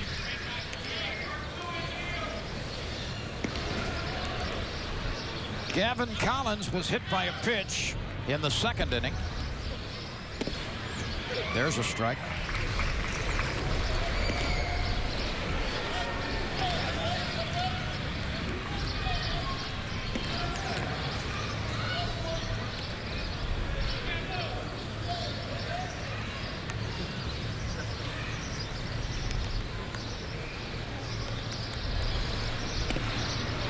Pretty good pitch, a little backdoor breaking ball. Well, LSU's got the big lead now, Lynn, and of course you got to get to 5 innings on Sunday to complete it, you know. So, you know, one of the things if you're Coach Manera, you try to hurry up and you hope you get through this inning with nothing. And I almost go tell my hitters, hey, swing at everything the next inning. Let's get back out to the 5th inning as fast as we can and make this game official with a 7-run lead. But Mississippi State keep hitting it like that, you're not going to be able to do it. Collins rolls one all the way to the wall. And this is going to produce the first run of the game for Mississippi State. He pokes a double into the left center field gap. Oh, he got all of that one. Stretch it out. Vickerson scored from first base. Easily. Just a missed spot right there. You see that ball more middle of the plate and up. Wanted it away and left it middle up. And I tell you what, Collins did a good job. Didn't miss it and drives it out to the left center field gap. And once it got way out there, no doubt Vickerson right there that was going to score from first base. Parker Bugg is putting a little more urgency into his warm-up throws in the bullpen. 2 base hits in a row, only one of which was hit hard. We're in the 4th inning in Baton Rouge. It's brought to you by GMFS Lending, your lender for life, changing lives one mortgage at a time. And here comes Paul Maneri, so this might be the end of the day for Kyle Bowman. Yeah, remember, you know, he'd been hurt, ankle. Been a while. Was the Vanderbilt series. He got his last start. That was way back in mid-March, 3 weeks ago. But Kyle Bowman, making his first start since the injury, pitched well in 3 1/3 innings. Absolutely. I mean, he made some big pitches. We saw a live fastball up in the upper 80s. 4 strikeouts, only 1 walk. Here's our Northwestern Mutual pitching change. Parker Bugg replaces Kyle Bowman. LSU has a 7-1 lead over Mississippi State. Welcome back to Alex Box Stadium. LSU on top of Mississippi State 7-1. The Tigers go to the bullpen, bring in an outstanding freshman, Parker Bugg, out of San Diego, California, 0-1 this year with an ERA just over 1. He's really has an important role for LSU. He's the setup guy to get to Joe Broussard, but his role has been growing. He's been working a little bit longer each and every outing. And Ben, this is a guy that's very important for LSU. If they're going to have success late in the year, Parker Bugg is going to be one of the main go-to guys out of the bullpen. Oh, I think he has to be. You know, you got to have those setup guys down there, and of course he is the bridge to get you to your closer, Broussard. You know, and there's some other guys down there that's going to have roles, lefty on lefty, righty on righty. But he's been good, Ronnie. I mean, for a freshman, he's done a nice job for LSU and really has probably the best arm down there besides Broussard's. Parker Bugg will face Zach Randolph.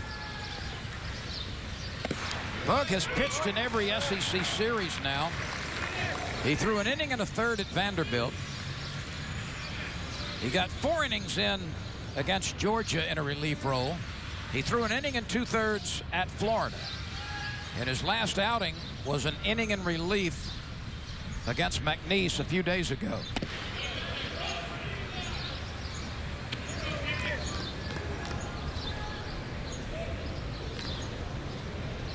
Bugg has struck out 15 in 17 innings.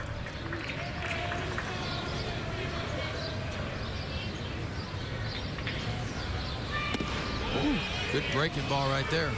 Nice job laying off by Zach Randolph.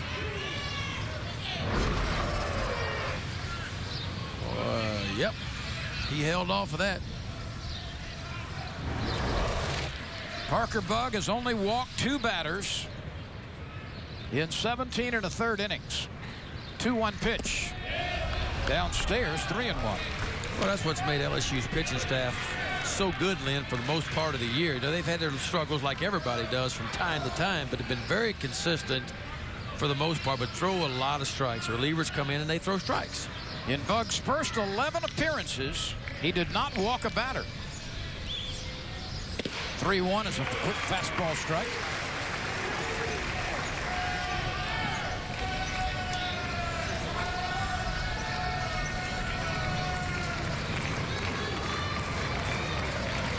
(7-1) LSU. The Tigers with 2 in the first, 2 in the second, and 3 in the third.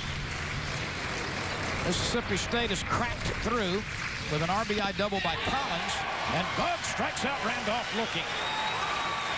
Parker Bug gets Zach Randolph. He had to come from behind in the count to do it. What an outstanding pitch. Ran the count 3-2, and look at this ball. Wants it away, and I mean, just, it might have been a few inches off the outside corner, but certainly a pitch with 2 strikes that you can't take.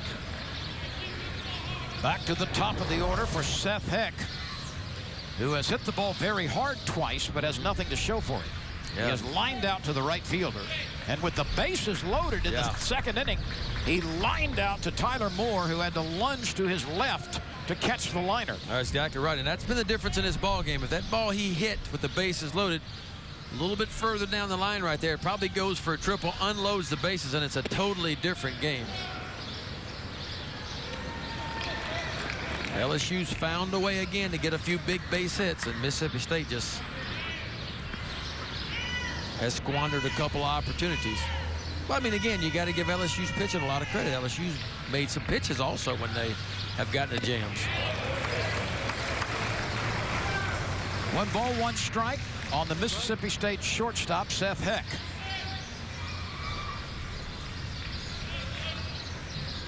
Collins takes his lead from second base after the RBI double. And here we go, Bug to Heck.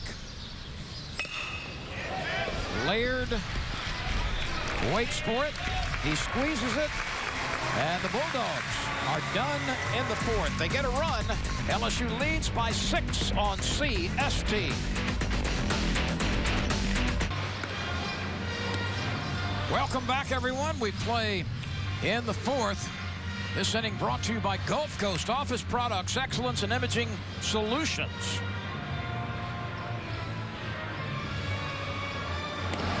Here is our Gulf Coast Office Products fact of the game. Aaron Nola's season earned run average of 0.47 is not the lowest in a single season at LSU. Rick Farizzo had a 0.21 ERA in 1970, 1 earned run in 41 2/3 innings. Wow. That might have been back in the wood bat days, 1970s. I've been swinging some wood back in this. I know they used to swing some wood. These bats today is 1 run in 41 innings, though. Yeah, that's pretty good in tape ball, wiffle ball, spit ball, whatever you want to call it. That's pretty amazing.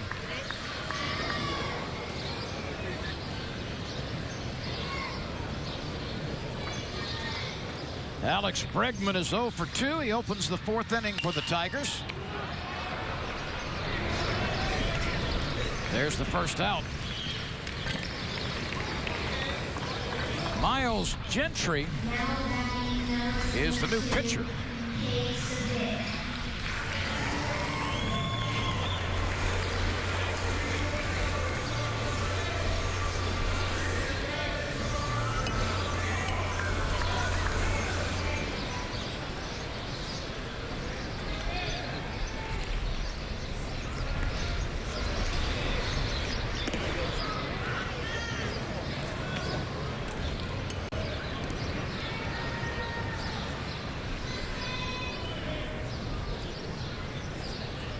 Gentry, the side slinger, has to duck off the line drive from Cade Civic. So Civic with a walk and a run scored and a ground out and a single back up the middle. And let's check in with Ronnie Rance. Ronnie? Thanks, Lynn. Down here with Hall of Fame coach Skip Bertman behind the plate. And, you know, Coach, earlier, you're not going to remember this, but earlier I told the story back in 1992. We were playing Tennessee in a 3-game series, and that Sunday you told us, you said, look, there's a 100% chance of rain. I swear to God, we got to hurry up and get this game in. We got to get 5 innings. We had a 10-0 lead after 2 innings. I was pitching. I give up, you'd say, Rance, all fastballs. We got to hurry it up. I give up back-to-back doubles. It's 10-1, runner at second, no outs. You came out and hooked me. You hooked me. You brought in David Harry. You told him all curves. We won the game, I think, 13, 11, and 9. The rain never came. So, Coach, you owe me a victory. I'll tell you, I hope I was a better coach than meteorologist. Yeah. But at any rate, things happened in Tennessee. We got rain. We got snowed out one year in April. So Tennessee's always been a place where, I thought like this really north. Coach, so far this weekend, big weekend for the Tigers. They're on their way, it looks like, to a possible sweep. Talk about how this team turned it around from a week ago. Coach Ranieri told me over lunch, we've been too passive at the plate. We got to turn it loose. And while the first two games were 3-0, 2-1, they did have better swings. Today, the swings resulted, 9 hits so far, and of course 7 runs. So I think Coach Ranieri and Javi Sanchez, you got together. Meantime, the LSU pitching is just phenomenal. There you go. Another hard hit ball. The pitching with LSU is 207 against them, all of them. So they've turned it around quite a bit. Paul deserves a lot of credit. One last question, Coach. We've got Ben McDonald up in the booth. He can hear you. Aaron Nola on Friday night just did what Aaron Nola does. Another unbelievable performance. He's quickly getting into the conversation of best LSU pitcher ever. Now, I know that's a tough one. That's a tough one. But how good is Nola? He's real good. He's not as good as Ben McDonald was. It's pretty, in my mind, it didn't even contest. McDonald was the first pitcher picked in the draft. There's no chance that Nola will be in the first pick in the draft by Houston. Not to knock him. He's terrific. On the other hand, Ben, you were with me. He got beat the only way he can get beat. 2 guys that don't hit homers, each hit 1. And we didn't score anything 2-1. That's the only way he can get beat. Yeah, Nola's a good one. Coach, enjoy the rest of the ball game. Good seeing you. Good to see you, Ronnie. All right, let's go back up to Lyn and Ben. Well, there's a man who has seen thousands of baseball games in his career and always has a very engaging and interesting perspective. He's a genius. He really is, and you can tell story after story after story. One of my favorites is he used to call it the inevitable 2. And when a freshman guy for us would take the mound, he'd look down if we were warming up before the game and just taking his warm pitches, and he'd look at the dugout and he'd say, see, so-and-so here is going to give up 2 runs. He's going to walk the first guy, and then somebody will get a base hit, and he'll get a couple outs, and then somebody will make an error, and he'll get a base hit, and 2 runs will score. And we'd always look at him like, this old man's crazy. There's no way that he can say what's fixing to happen before. And I'd be dang if it wouldn't almost happen exactly. And he turned in the dugout and he'd go, McDonald, 26 years. He said, I've seen it all. And finally I got to be a believer in what he would say, because it almost happened to a T. But you're right, he's seen so much baseball in his days. And coach guys, it's almost weird how you could predict what was going to happen. I think Skip Bertman, better than anybody I've ever seen, understands percentages and how they play out. Maybe not in a single game, but over the course of the season. Absolutely. That's a heck of a play by Miles Gentry, the new pitcher, to keep LSU off the scoreboard for the first time. But LSU leads 7-1 as we head to the 5th in Baton Rouge.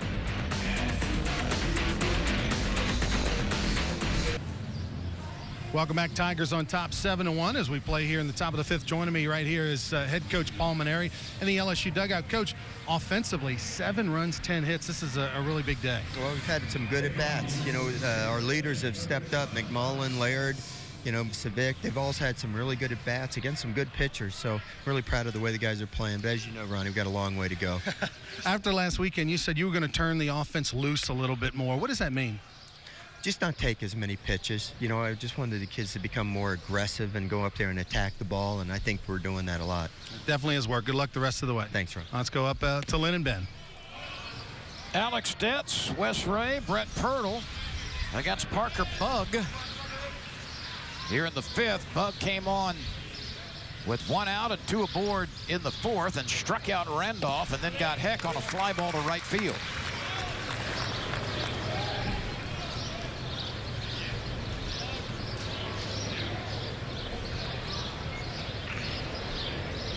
The 2-1 from the big right-handed freshman. That's sucked up by Connor Hale for the out. We're in the 5th in Baton Rouge, and this frame is brought to you by Atmos Energy. the largest natural gas provider in the state of Louisiana. Mark Grant, our producer today, Walter Volpatti, providing the shots in the director's chair with Ben McDonald and Ronnie Rance. I'm Lyn Rollins, and we are delighted to have you in our audience today. Thanks for letting us in your living rooms on CST. Here's Big Wes Ray. And this has been a series that he would like to flush in a hurry because he has struck out 6 times in this series, does not have a base hit. He's a much better hitter than that. Absolutely. That's what makes baseball such a tough game. I mean, it's a game that, you know, you fail a lot at, especially as a hitter. You know, you fail 70% of the time, and you're one of the best around if you're hitting 300. And we've seen Alex Bregman struggle from time to time this year, and Wes Ray is really in a struggle right now. The fans for the 3rd time today. So Wes Ray walks slowly back to the dugout. Sometimes you get into a situation where you can't hit sand if you fall off a camel. And that's where he's at right now. I don't know if it even matters what pitch you throw to him, just in one of those funks right now that you just got to hit your way out of. You got to go up there and you got to keep being aggressive and try to swing at strikes, and eventually you'll roll out of it. But, you know, you hate for it to happen, but it happens to every hitter throughout a season.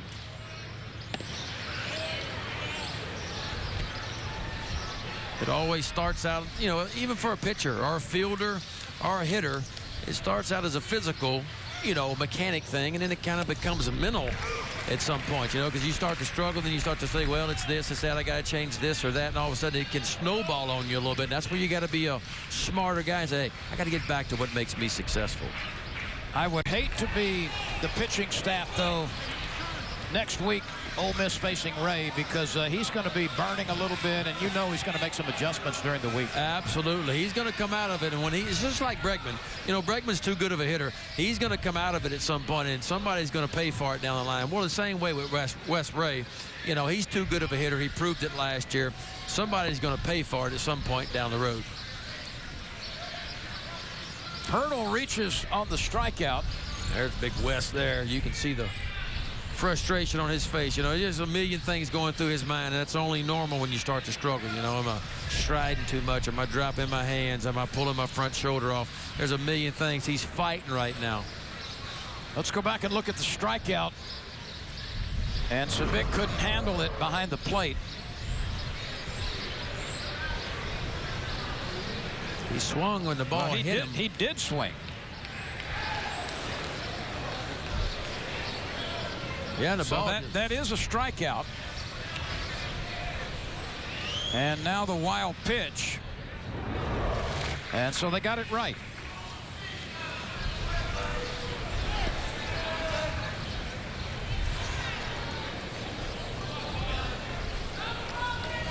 So that's a strikeout on a wild pitch, and Pirtle, realizing that he had swung even though he was hit by the pitch, ran down to first base. Once you swing, it doesn't matter if you're hit by that pitch. The ball is able to be played. Yeah, Lynn, obviously Palmineri thought it was a foul ball, or at least asked about it. That's why he went to the plate, trying to get a call there to keep the put the batter back at the plate. Instead, it was the right call. I think we showed it on the replay that he did swing and miss the ball. That's the second strikeout for Parker Bugg. 6 on the day for Bowman and Bugg combined. Derek Armstrong is 0 for 2. He has rolled out twice. 7-1 LSU.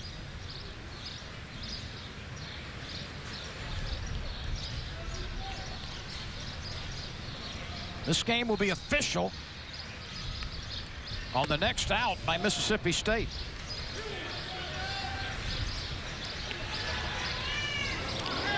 You know, Ben, I bet if it were raining, Palmineri wouldn't have been out there looking for a discussion or an explanation. And they'd be hollering at Bug to get going, throw strikes, make them make out. Let's make this game official. Let's get 5 innings in. It's an official ball game. Then it can rain all it wants to at that point. Armstrong finds the gap. He's held at first base.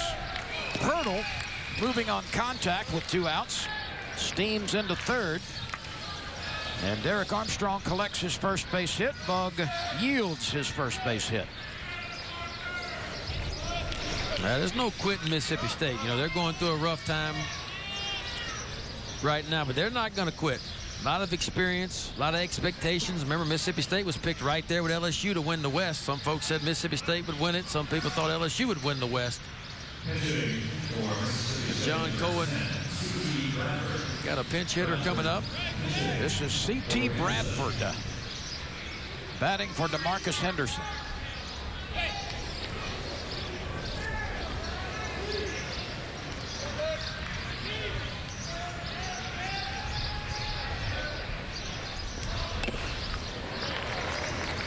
Bradford has had 4 at-bats in this series with 1 start. He's 0 for 4.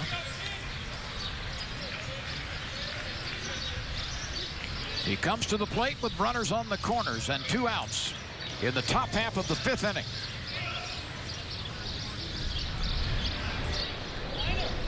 Parker Bug delivers the 1-strike pitch. Bregman can't make the pickup on the backhanded side, and Mississippi State gets its 2nd run of the game. Yeah, that ball was melted. I'm talking about hit hard right on the nose. 2 balls in a row.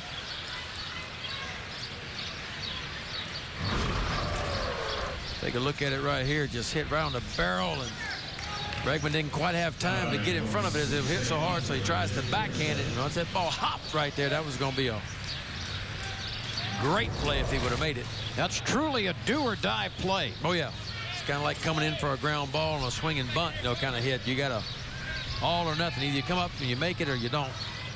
Bradford is credited with a base hit, and here is Jake Vickerson, who's 2 for 2, including a bunt base hit, and then rolled a ground ball single to right last time.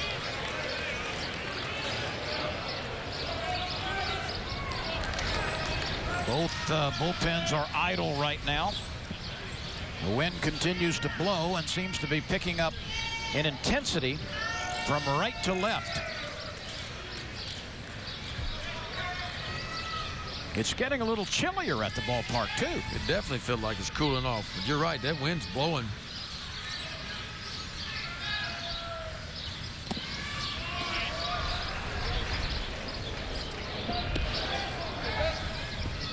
Ditch rolled out to Hale. Bug struck out Ray. But then a strikeout wild pitch. A base hit by Armstrong and a pinch hit base hit by Henderson.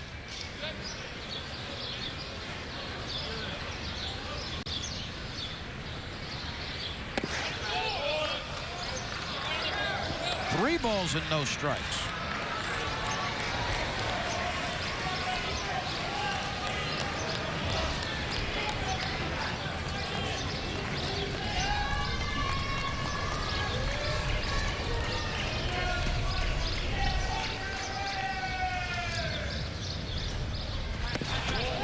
A 4-pitch pass by Bug.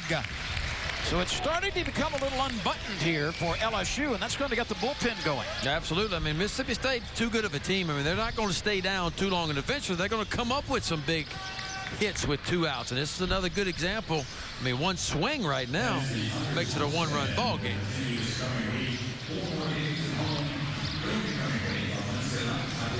Well, Alan Dunn, LSU's pitching coach, goes to the mound to talk it over with Parker Bug. And the Tigers got a right-hander throwing in the bullpen.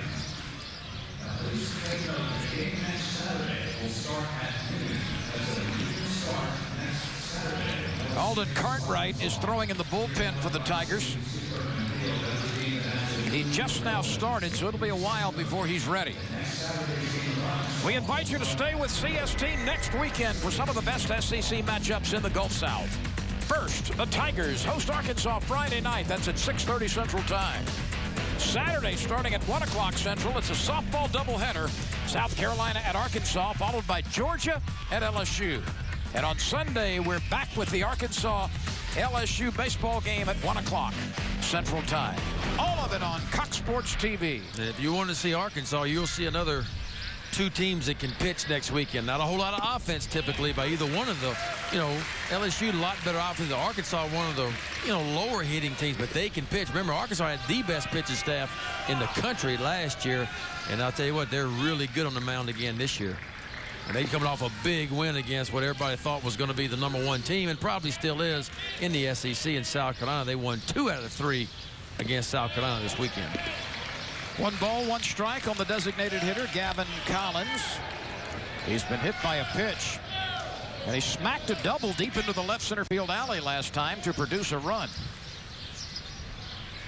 This rally by Mississippi State has come with 2 outs. A wild pitch on a strikeout. Base hits by Armstrong and Bradford and a walk to Vickerson. That ball looked like a slider for a strike.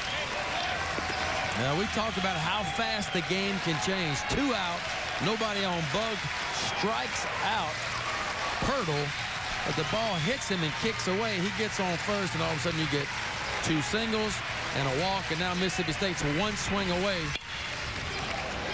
Bregman flips it to the middle bag. Hale is waiting. Mississippi State is limited to 1 run. The Tigers have a 7-2 advantage. This game is official as we head to the bottom of the 5th. Let's go back and look at Friday night's effort by Aaron Nola. He was brilliant again. 2 hits over 8 innings. He shut out Mississippi State. He is our Win the World Player of the Week for the LSU Tigers. And he's with our Ronnie Rance right now. Ronnie? Yeah, thanks, Lyn. Over here with Aaron Nola. It's nice when you pitch so good on Friday. You just get to chill and relax the rest of the weekend. You're over here pulling for your teammates. Your reaction to Bowman. He hadn't pitched in 3 weeks. He got the start today. Yeah, very impressive outing by Kyle. He had a bad ankle sprain, and he was out for a couple of weeks, and he hadn't got on the mound too much, and looked like he had some velocity on his ball today, and he was definitely getting ahead of hitters and getting them out, and that's why he was successful. Last year you were the 2013 SEC Pitcher of the Year, had unbelievable numbers. You've improved on those numbers this year. Where have you gotten better from a year ago? This is all about focus for me, and putting the game in front of me and not trying to get ahead of myself, and trying to stay within myself, and not trying to be somebody I'm not. And like I said, my offense has helped me out on Fridays, and my defense also. And I'm trying to make progress from here on out too. You threw 117 pitches on Friday. I know Coach Maneri is a little delicate. He knows you got a bright future ahead of you, so he doesn't let you go too deep. But do y'all discuss your pitch count, and do you talk about it during the game as far as, are you going to be able to throw some complete games? We don't talk about it too much. He tries to stay around the 110, 120 area. But, I feel like towards the end of the year and as we go on from here, I'm going to be able to go longer. And once my stamina gets a little more, I think he'll let me go some complete games. But, I wasn't mad that he took me out in the 8th. I'm definitely with him with the pitch count right now. Now, you played with your brother Austin. Of course, LSU fans remember Austin Nola, great shortstop, freshman on the 2009 National Championship team. You got to play 1 year together. Both of you guys are really reserved, mild-mannered. He might be a little bit more fiery than you are. Is there anything that fires you up? What gets your juices flowing? I don't really know. I try to keep my emotions to myself and not try to show any. That's kind of what has got me here. And I think if I show too much emotions and watching other people show emotions, that other teams feed off of it and other people feed off of it, and it can get to them, and that's when mistakes start happening. And so, as long as I stay within myself and keep my emotions and stay calm, I'm good to go. So needless to say, you're not as fired up as Alan Dunn, your pitching coach, who's probably the most fired up pitching coach in the country. Yeah, you could say that. He's a scary man if he's mad. You don't want to be around him. Well, Nola, congratulations and best of luck the rest of the way. And of course, by the way, your brother Austin, give folks an update where he went to the Major League Baseball camp with the Marlins this year. Where's he at right now? Yeah, he's in Jacksonville with the Double A squad, and hopefully he'll get a call up soon. But no rush for him. He loves it up there, and he's still doing good. Austin and Aaron were both drafted at one point in time by the same organization. After Austin's junior year, the Toronto Blue Jays drafted him. They drafted Aaron out of high school. They played together 1 year at LSU. Who knows? Maybe one day they'll get a chance to play in the major leagues together. Let's go back upstairs to Lyn and Ben. Gentlemen, thank you very much. And that's nice to get a very candid in-game conversation with one of the best pitchers in the history of LSU baseball.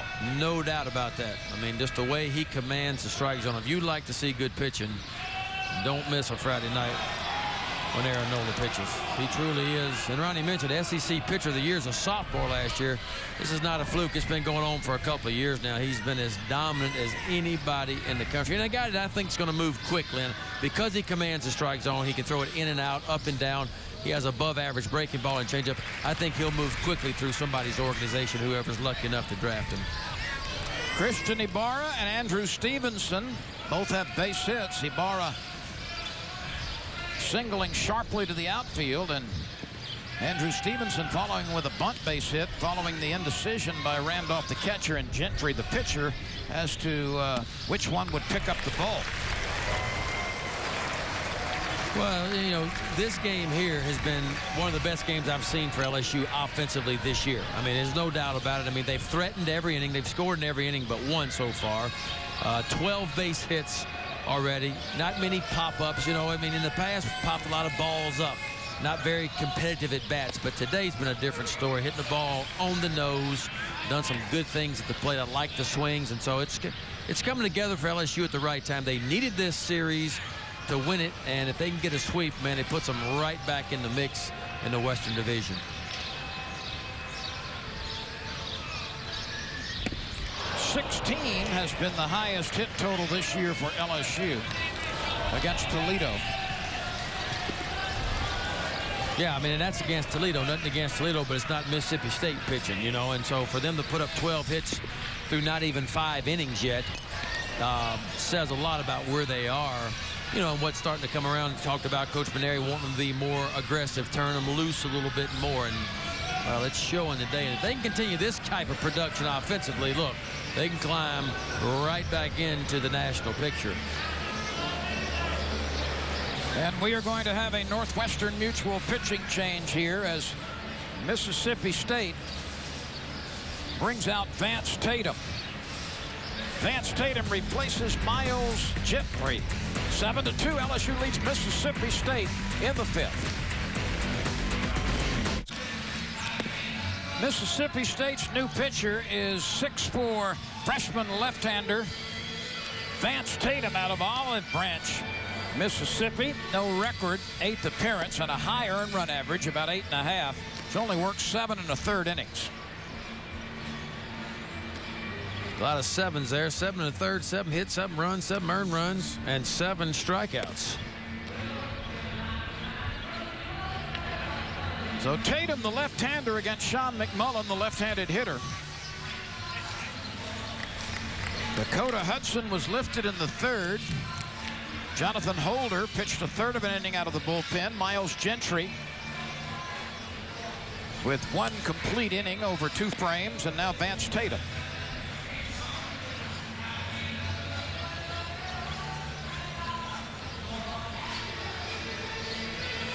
Sean McMullen has had a nice day at the top of the order. He has walked, he has singled, he has driven in a couple with a double. This is where he feasts off left-handed pitching. Very unusual. He hits lefties as good as anybody does.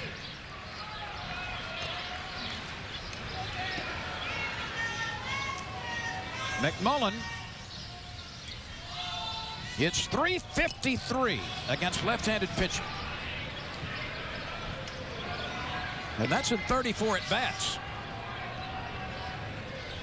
There's something to look at. LSU hitting in the SEC. They were 2-12 as a team in SEC games only now, which was dead last in the SEC. So goes to show you how important this series has been, especially the game today with 12 hits already.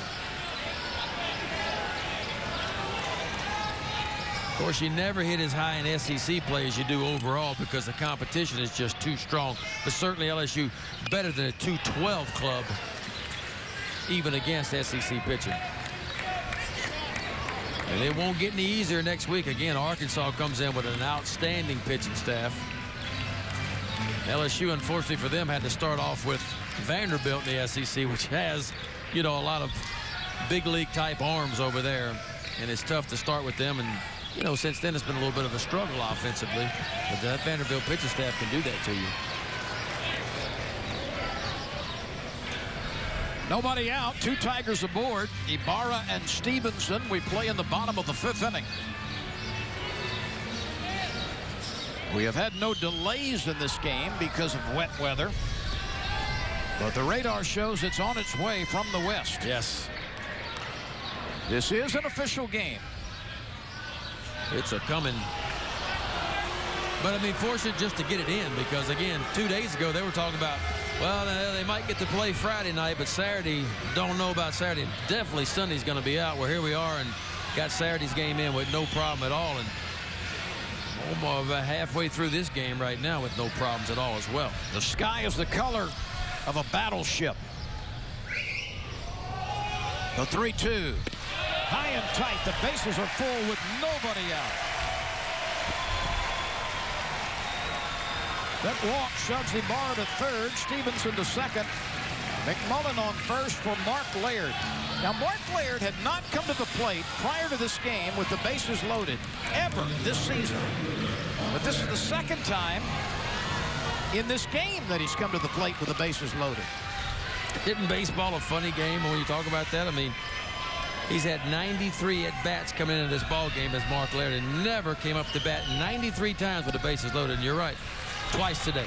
He sizzled a double into the opposite field with the bases loaded in the 2nd inning.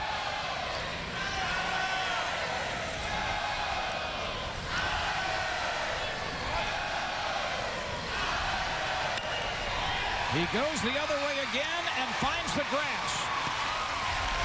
So Mark Laird, 2 for 2 with the bases loaded in 2014 and 3 driven in. The hitting continues for LSU. And of all the guys they got to get going, it's this guy standing in the batter's box right now. You know, if everybody keeps hitting and Bregman comes around, and he will, it's kind of like Wes Ray for LSU, for Mississippi State. Somebody's going to pay for something down the line for his struggles. Well, somebody's eventually going to pay for Alex Bregman as well. Bregman is 0 for 3 today, and he hasn't had any good swings. He tried to bunt in the first and popped it back to the mound. He fouled out to the first baseman in the 2nd and grounded out to the right side in the 4th.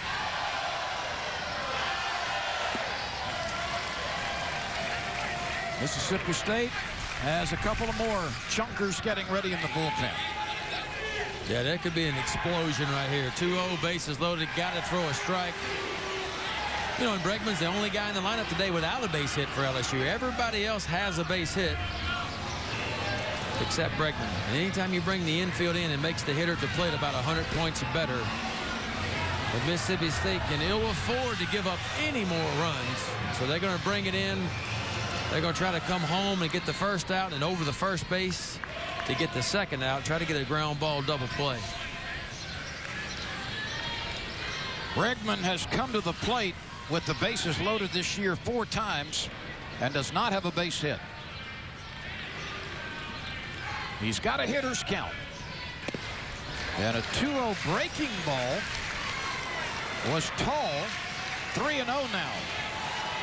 Well, it wouldn't surprise me if Pulmonary turns him loose on 3-0. And that's one reason, you know, Bregman has seen everybody's best stuff this year after the year that he had last year, and the respect that he has in an 8-2 ball game with a 2-0 count, bases loaded, he gets a breaking ball. There's a strike. Austin Sexton and Lucas Laster are warming up for Mississippi State. And now precipitation starts to fall. 3-1 to Bregman. Back up the middle, a base hit. This will produce a couple of runs. Alex Bregman delivers the RBI single, and the Tigers get to double figures. You can only keep a guy like Bregman down so long. and he's going to hurt you, and he found a way right there. Got a ball he could handle 3-1 and just belts it right back up the middle. Too good of a hitter, too balanced. Swing is too good. Drives home 2 more runs for LSU. It's 10-2 Tigers, and John Cohen is going to go get Vance Tatum. Vance Tatum faced 3 batters and did not retire anybody. He walked McMullen. He gave up RBI base hits to Laird and Bregman. So we will have another Northwestern Mutual pitching change, and the Tigers have an 8-run lead, seeking a sweep of Mississippi State.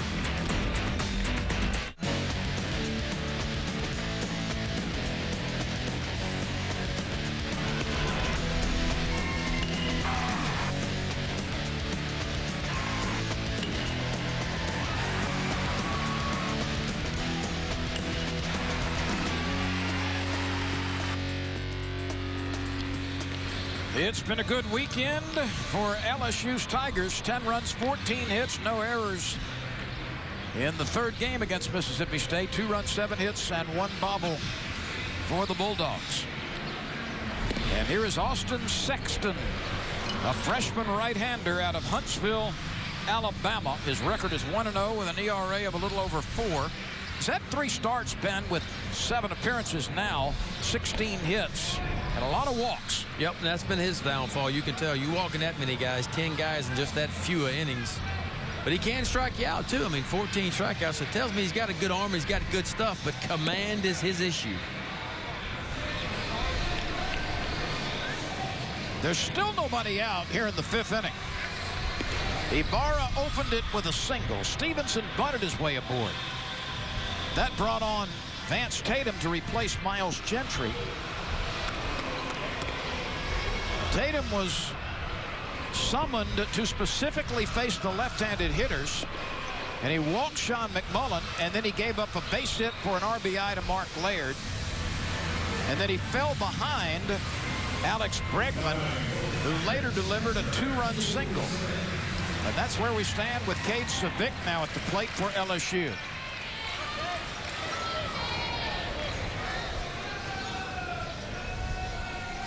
LSU has reached the scoreboard in 4 frames this afternoon and produced crooked numbers in each one. 2 in the 1st, 2 in the 2nd, 3 in the 3rd, 3 in the 5th. Well, LSU's been needing a breakout game like this. You know, a game where they really get it going. It's everybody in the starting lineup has a base hit. Now they've got the clutch hits, the big hits, doubles. They've done it all today. Everything except a home run.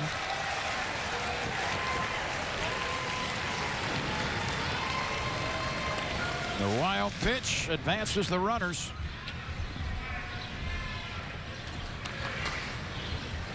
John Cohen's group will face Ole Miss next weekend and have a midweek game in the Jackson area in Pearl, Mississippi against Southern Mississippi. Yeah, and Mississippi State will be looking to rebound there and then get it going against Ole Miss. That'll be a state rivalry there, Ole Miss, Mississippi State. 2-0 pitch upstairs.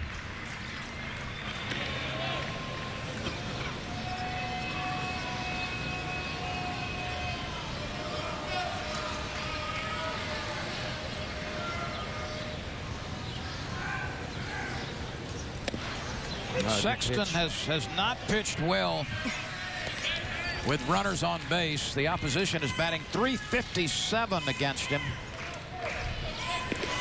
when the bases have been occupied.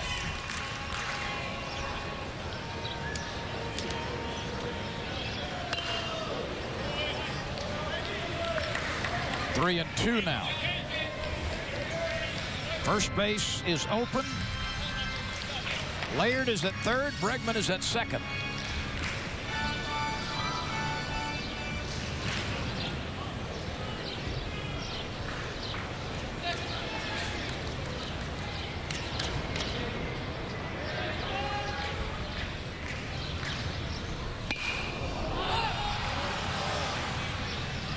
Seth Heck, the shortstop, takes this one behind the mound, and Savick steps up for the first out. Ronnie Rance, what do you have for us? Well, down here by the LSU dugout where David Taylor and Eric Fosbender, they're the grounds crew guys and the facilities guys here that have been really watching the clouds. They've got the iPad out and they've kind of checked the radar all day. Now, the field was tarped last night. At 8:45 this morning, they pulled the tarp, and it hasn't been on there all day. Right now, we're getting really lucky, guys. I mean, it's an 80% chance of rain tonight, but right now it's kind of broken up above and north and south of Baton Rouge. And according to these guys that are monitoring it on their iPads as we speak, they feel like they're going to be able to get this game in.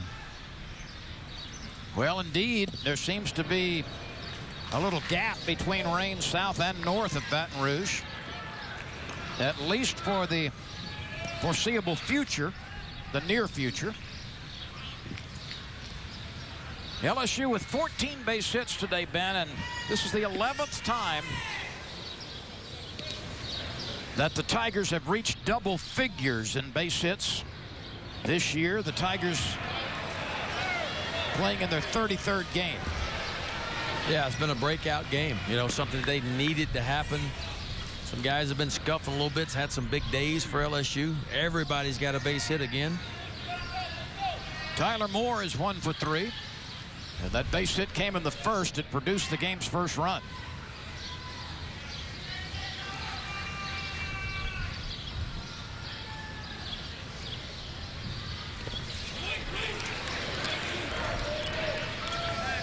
Well, you can see Sexton what his best pitch is. He's got a pretty good fastball. We've seen it 88 to 90 here, but his changeup throws a lot of changeups, and he's got a good one.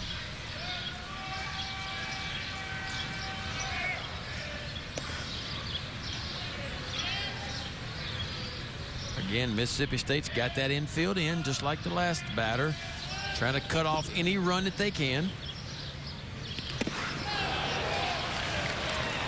Tyler Moore goes down on strikes. That's only the first strikeout by LSU today. Yeah, I tell you, Sexton comes in just 2 batters ago, faces Civic with runners on second and third, and nobody out. Gets an infield pop-up, then a strikeout. So he's been big. If he can finish this thing off. Here's Connor Hale. He's 2 for 3 with an RBI, and the time he has been retired, he lined out to the center fielder. McMullen at the top of the order has a single and a 2-run double. Laird has a 2-run double and an RBI single. Bregman with a 2-run single. Civic has a base hit. Tyler Moore has an RBI single. So does Connor Hale. In fact, he's got a couple of base hits. Jake Fraley has singled and scored. How far will this go? Wow. Caught against the wall by Jake Vickerson. Jake Vickerson left his feet and makes the catch as Connor Hale flirted with a home run. But the Tigers get 3 more in the 5th, and they've got a 10-2 lead over Mississippi State. Let's look at our star CCA catch of the game as Jake Vickerson measures the wall, leaves his feet, and catches the long drive off the bat of Connor Hale. Yep, good play right there. Went back, found the wall, timed his jump perfectly. Our CCA star catch of the game, 101 days of fishing and $500,000 in prizes as Connor Hale came close to his first LSU home run. Alden Cartwright has come out of the LSU bullpen, so he replaces Parker Bugg.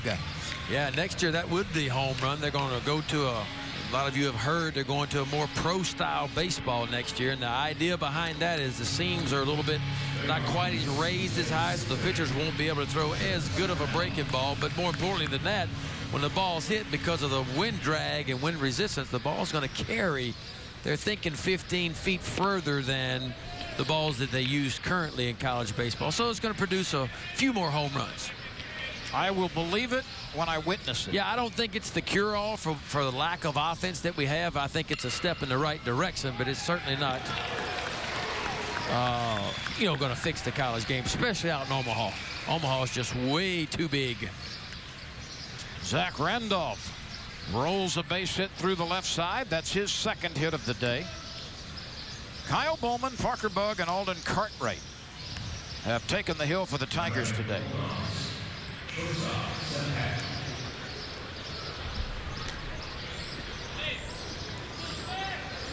Back to the top of the Bulldog order we go. It's Seth Heck, who's 0 for 3. But he has hit the ball hard, very hard, a couple of times. He's lined out to the right fielder and then lined out to the first baseman with the bases loaded. Absolutely. And flied out to Laird again in the fourth. Alex Detz is on deck. Breaking ball by Cartwright. Does not bite.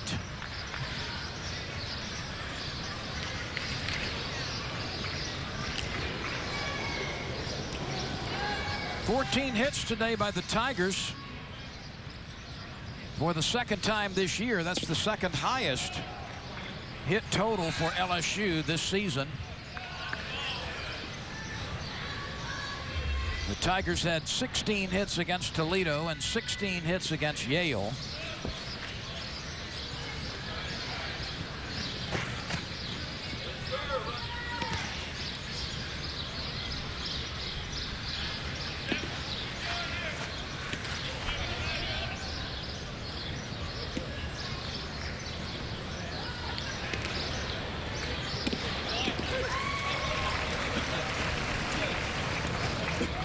LSU, 2 in the first, 2 in the second, 3 in the third, 3 in the fifth. Mississippi State really never has been in this game, Ben. What's left with the Bulldogs here to try to accomplish in the last half of the game should the rain stay away? Well, obviously, I think they're still trying to win the ball game. I mean, as a competitor, you think you always got a shot, but in today's game, probably not. But I think more than anything, pride, Lyn. I mean, you want to. If you're going to lose, you're going to go down swinging. You're not going to hang your head. You're going to get after it, And I think probably as important too is trying to finish strong, have some good things happen going in the next weekend. They got a midweek game coming up. If they can get a few base hits and score a few more runs, I think it can get. Yeah, they're going to lose the series, and yeah, they're probably going to get swept. But maybe they get a little momentum going into next week. Runner is breaking. Bregman will have to throw it to first, and he gets Seth Heck.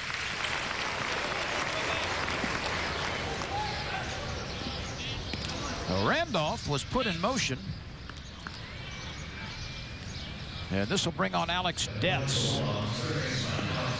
He was walked, struck out, and grounded out. Nate Fury may be next up for LSU in the bullpen. Yeah, Nate's been warming up. He's getting loose.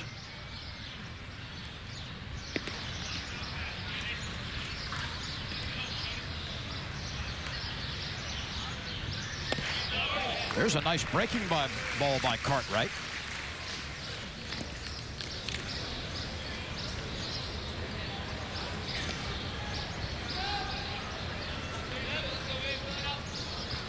Mississippi State appears to have Cody Brown in the on-deck circle, so it might not be Wes Ray, who's had a very difficult series. Yes, he has. I mean, it might be the best thing, maybe sit out a few at-bats, maybe sit out of the game, kind of clear his head a little bit, get back in the batting cage and fix what's going on, because they're going to need him. I mean, he's so important. Bregman unleashes a strong throw from behind second base for the second out. Boy, that's a nice play, and Bregman makes it look so easy. That's not an easy play. That is a very difficult play. Watch how far he ranges. Catches it, sets his feet, a couple crow hops, and squares those shoulders and shows you a big arm, a big league arm from shortstop coming across the diamond. Well, Cody Brown is the pinch hitter.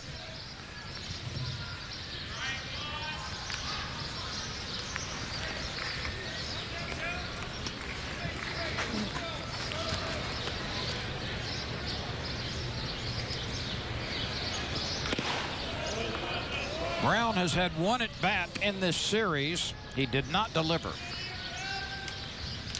Out of Biloxi, a freshman.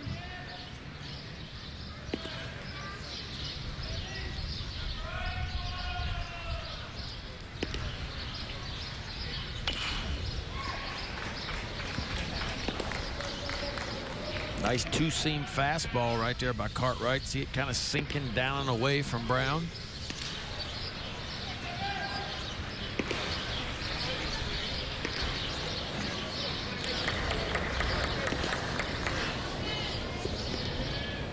Mississippi State with runs in the 4th and the 5th.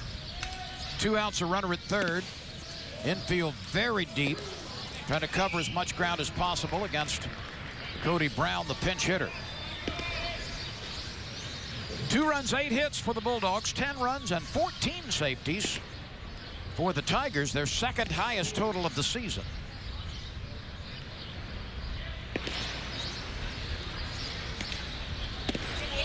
That's a strike on the inner half.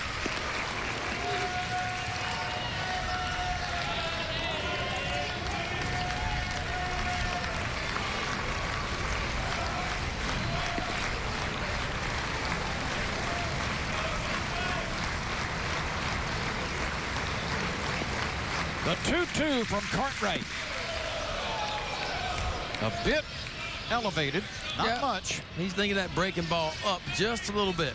You know, he's letting it go maybe, you know, instead of out in front a little bit more, he's letting it go a little bit too high so it's staying up. It's got a good spin to it. It's got a good break. It's just starting it too high. Because he's got a good one. I mean, that's really probably Cartwright's best pitch is his breaking ball.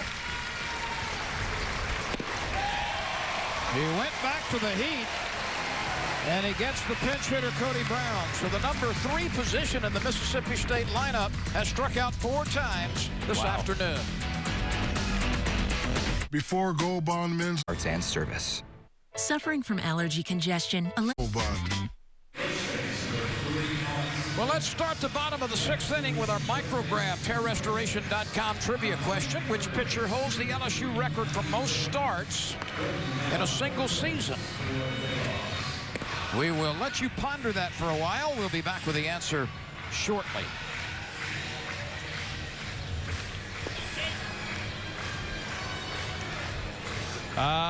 If I had to guess, I'd say it's from as much as they used to pitch back in the day, maybe from an older era. I hope it wasn't me. I'm sitting there saying the older era. I think the answer is pretty close by. Oh, no. I did it to myself again. I'm getting old, Lyn. Especially when you're pondering that knee surgery. You're right. I know that has bugged the heck out of you to come up with a little cartilage damage. Yeah, I got some bad news the other day. I got to have knee surgery, you know, but hey, what are you going to do? Got to get it fixed. Jake Fraley hits this one into the mist and comes close to the warning track.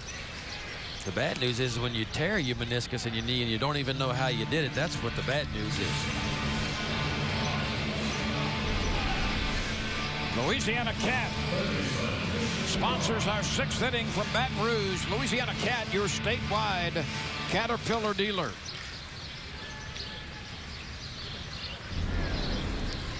Alex Detz is over at first base now for Mississippi State. So he's moved from 3rd to 1st. And Matt Britton is the new 3rd baseman, and he'll bat in the number 3 spot for the Bulldogs.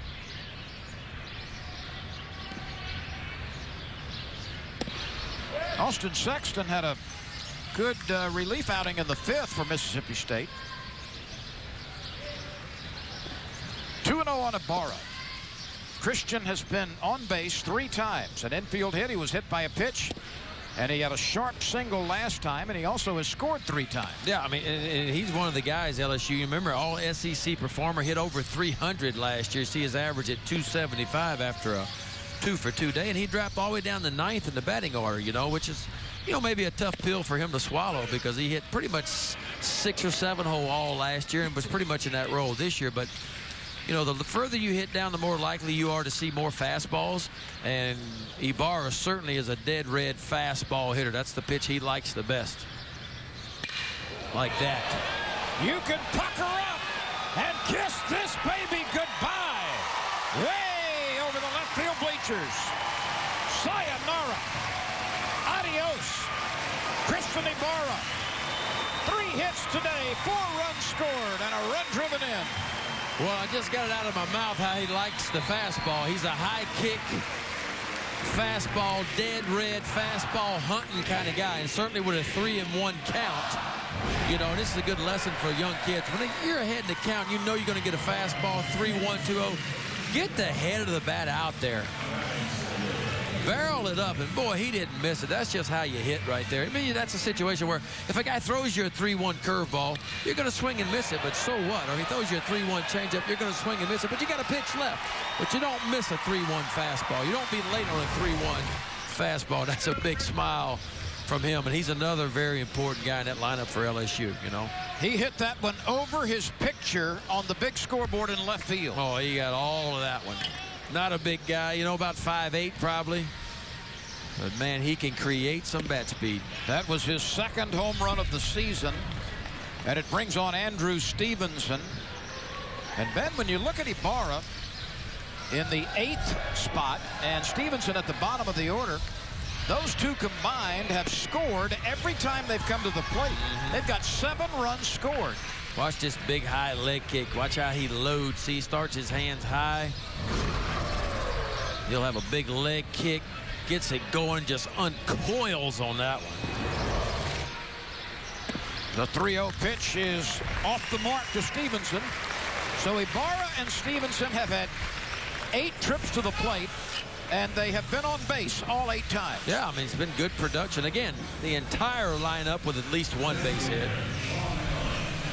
A breakout day for LSU offensively, 11 runs. Remember, coming into this series this weekend, as you look at Christian Ibarra right there, LSU was hitting .212 in SEC play.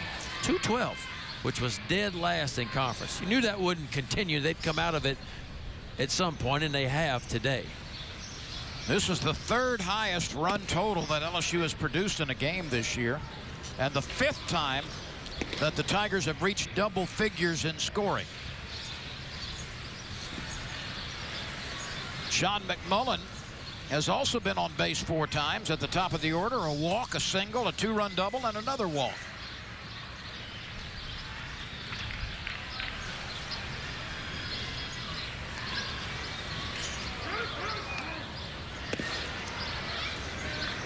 One, 2, 3, 4, 5, 6, 7, 8, 9, 10, 11, 12, 13, 14, 15, 16, 17, 18, 20, 22 base runners for the Tigers. That's pressure. And again, LSU hasn't had 1 inning where they've gone 1, 2, 3. It's been constant pressure. You know, that's what you want to see as a coach. You know, I mean, you hate to have those non-competitive innings where you just don't put any pressure on defense. You get bad swings. You're 3 up and 3 down. And we saw a lot of that this year. Some weak fly balls, LSU popping balls up too much. But today's been anything but that. I mean, it's been a team that swung the bat well, showed a lot of confidence at the plate, didn't miss pitches when they got their pitch to hit. It's been a solid day for LSU offensively. You know, when you look off into the distance, Tiger Stadium just beyond the center field wall, and then other buildings across the campus, looks like a little fog is rolling in as well. Absolutely. You can see the construction site on Tiger Stadium over there, and it's kind of hazy. Very hazy, yeah. There's a good look at it. It's just kind of foggy, cloudy. I don't know what you want to call it, but it's definitely changing, and not for the better. It's almost like a mist coming down is what it is. 11-2 LSU. In the bottom of the 6th, LSU has scored in every inning except the 4th.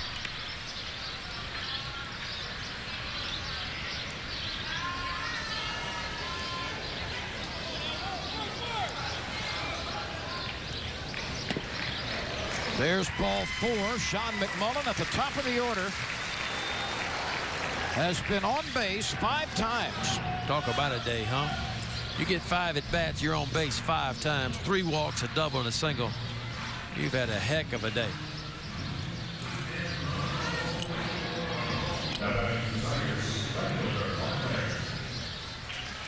You know, it's been a big weekend here on campus for LSU sports. The softball team has beaten number 2 Tennessee twice, Friday on a walk-off home run. The gymnastics team won the NCAA Baton Rouge Regional with a school record score of 198.325. And that ties as the highest score in the country this year. Wow. The track and field team swept the men's and women's titles at the Battle of the Bayou. And, of course, the spring football game as well. We'll try to get you updated on that other softball score, but LSU has won the series against Tennessee, the second-ranked Tennessee Volunteers. Nice. The hit parade continues. Mark Laird will run for a while. He's going to stop at second only because McMullen stopped at third. That's right. That's right. Good piece of hitting by Mark Laird. Gets a changeup, an off-speed pitch. It's a little bit out in front, but he kept his hands back. Watch this right here. See how his body's out in front, but he did a good job. Watch him keep his hands back and drag it through the zone right there. Able to put the barrel on it. Now, his two previous base hits today had been down the left field line. This is the first ball he's pulled today. Mark Laird has 5 driven in. Well, kind of like McMullen and a lot of the LSU guys so far today. They've done a good job of hitting the ball where it's pitched. And he got fastballs away, did Laird, the first couple of hits, so he hit them toward left field. That was an off-speed pitch he was out in front of, and most of the time you're going to pull that ball. Alex Bregman had a 2-run single in the 5th. The infield drawn tight. Yeah. 2-0 to Bregman. And like Ibarra, Bregman's going to be looking for fastball right here. You got 2-0, but you also understand you got a base open too. And so they may not want to give in to him and throw him a 2-0 or 3-1 type fastball. That's a strike. Yep, that's 79 miles an hour. So, you know, not very often do you give in to the other team's best hitter. You just don't do that, especially when you have a base open in this situation right here.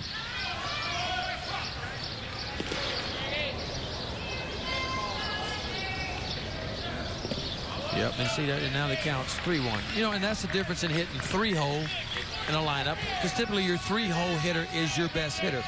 You hit down 8 and 9-hole, you're more likely to get challenged and get those fastballs to hit. But if you hit 3 and 4-hole, you're less likely to get challenged, you know, on good fastballs, because, you know, that's why you're hitting that spot, because you don't miss those pitches. Bregman draws a 5-pitch pass, and the troubles continue for Austin Sexton. He pitched very well in relief in the 5th inning, and he got Fraley on a fly ball to right, but then Ibarra homered, Stevenson and McMullen walked. Laird drove in a run with a double, and Bregman has walked. Yeah, and he's got himself in a pinch right here. Got Cade Civic up, leading the Tigers with a 360 batting average. Nowhere to put him, and only 1 out. So you got to make a pitch here. You got to get something down in the zone. You got to try to get a ground ball to one of your middle infielders. Stay down. The 12 runs that LSU has scored this afternoon represent the most that LSU has scored in an SEC game since beating Florida in May of last year, 18-6. So this has been a nice explosion against SEC pitching. Oh, yeah, you don't see scores like this typically in SEC. Now, we did see one, was it Kentucky? You know, Kentucky this weekend was playing Florida on Friday night. And on Friday nights is when your two aces lock up. And I think the score was 16-0 or 16-1, which is just doesn't happen on Friday nights in the SEC. You'll see it sometimes on Sundays like this, because you typically get down to, you know, a bullpen that's been used up sometimes, and, you know, starters is not as good as your Friday and Saturday guys. And so you'll see higher scores typically on Sundays, but not like this.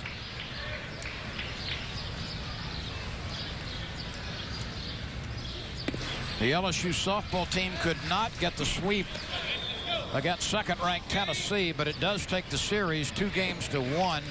Tennessee shutting out LSU softball 9-0 today.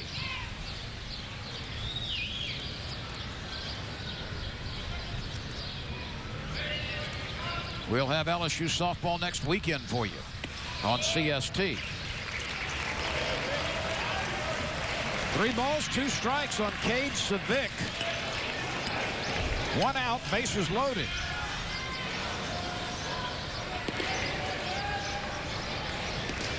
Savick is a wolf looking for a lamb chop. Yeah, and he is, you know. He's had a fabulous year to this point.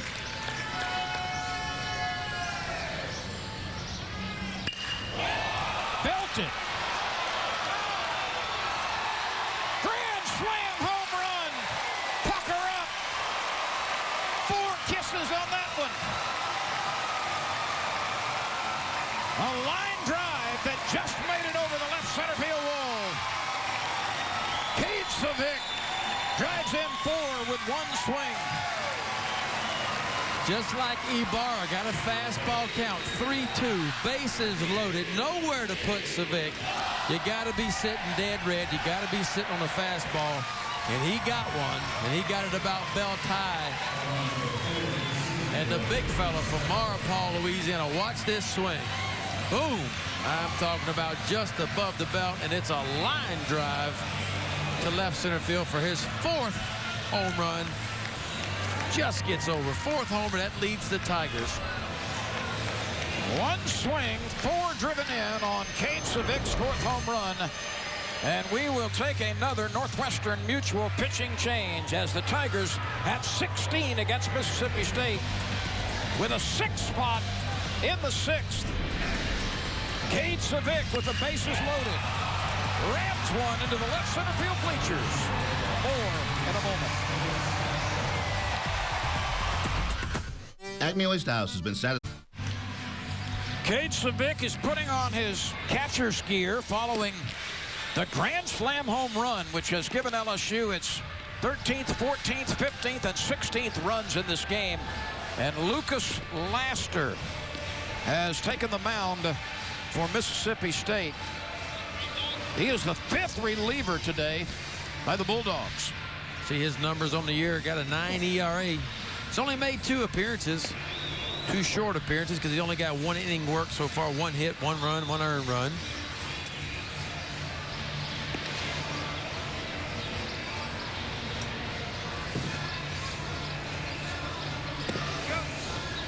Dakota Hudson, Jonathan Holder, Miles Gentry, Vance Tatum, Austin Sexton, and Lucas Laster all have pitched for the Bulldogs. And LSU is going to send a pinch hitter to the plate. This is Robertson.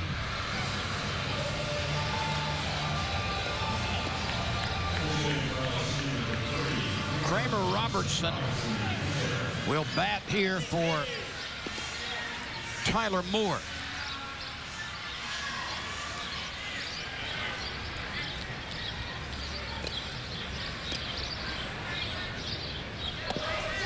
A quick strike to Kramer Robertson.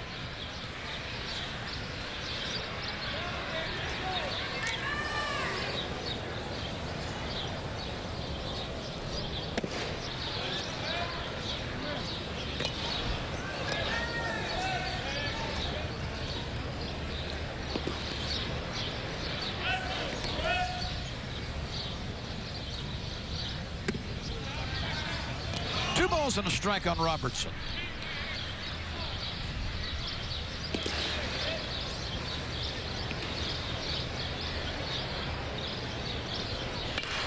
Robertson takes a hack at 1 and fouls it out of play. 17 base hits for LSU today. Only 1 error in the ball game, 1 by Mississippi State. And that was, as you've mentioned a few times, very iffy. Could have been 18 hits for LSU. Good pitch right there, right on the inside corner. So Lucas Laster burns the inner edge. Robertson goes down looking, and up steps another pinch hitter for the Tigers. This is Danny Zardone, a freshman out of Pembroke Pines, Florida.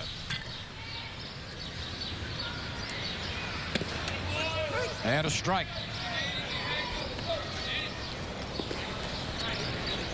Both coaches emptying the benches, letting some guys get some very valuable SEC action.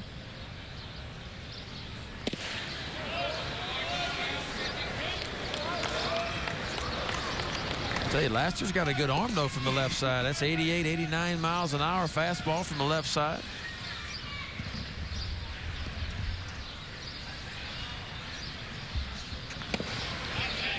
There's a little slider, a little breaking ball.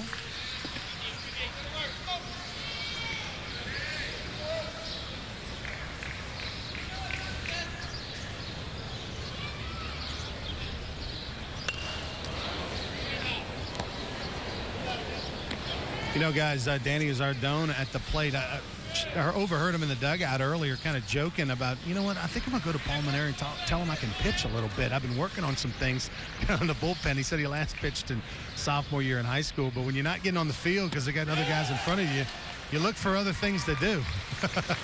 Well, Danny Zardone, who goes down looking, has the only other grand slam this year for LSU. A big swing by Civic produces 4. The Tigers lead by 14.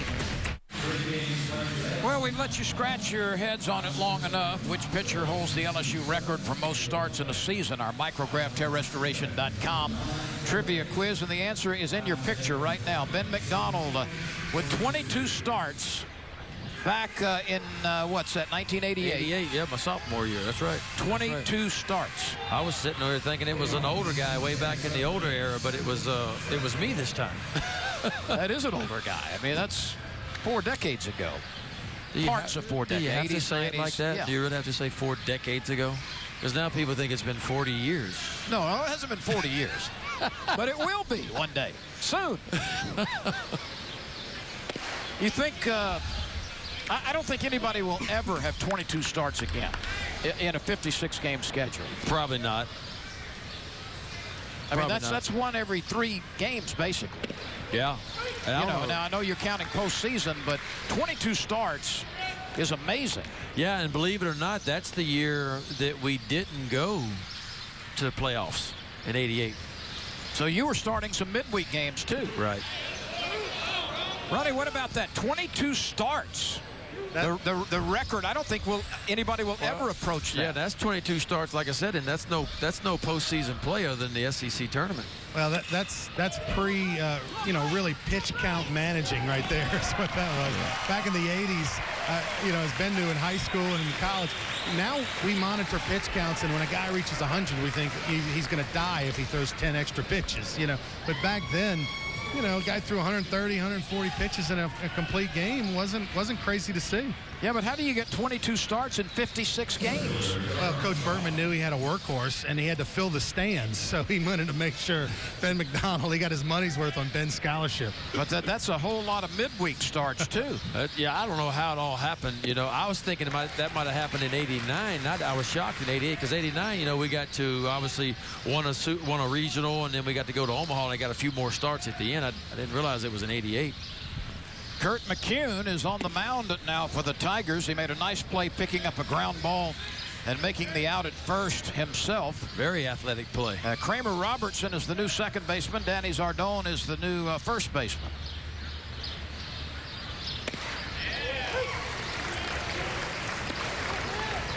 LSU has tied its highest run total this year with 16. This is the 3rd time.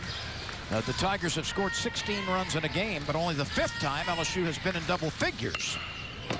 Ooh, that was a scorcher. And I think everybody's okay on the right side of that LSU dugout. Well, in recent years, the new ballpark, they got those nets up now in front of home plate. It used to be wide open at the old box, and you had to be careful because that ball would have took somebody's shins out right there. That's what that net is there for, a little protective net. Gage Civic behind the plate has had a big day for LSU. He's driven in 4 runs. He has singled. He has walked. He scored a couple of times. And he's handled his pitching staff nicely today. Yes, he has. What'd you nickname him? The Marpaw Masher? Mm-hmm. Well, he has been that today for sure.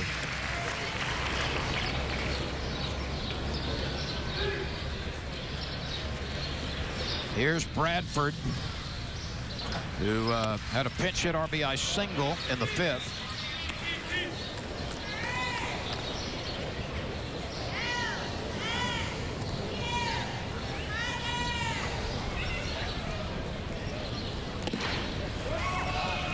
Just off the mark for Kurt McCune. Yeah, McCune's got an important role too. You know, like Parker Bug, McCune is a guy that can bridge too. He may bridge to Bug or vice versa to get to Broussard, you know, so he's got to be an important guy as well. Nice play. That's well done. Zardone going to his right, making the backhanded pluck, and then a nice lead throw to McCune at first base. A 1-2-3 inning, 16-2 Tigers. More to come after the stretch. LSU Baseball on Cox Sports Television is brought to you by Gulf Coast Office Products, Excellence in Imaging Solutions, and by MicrographHairRestoration.com, the South's premier hair restoration clinic.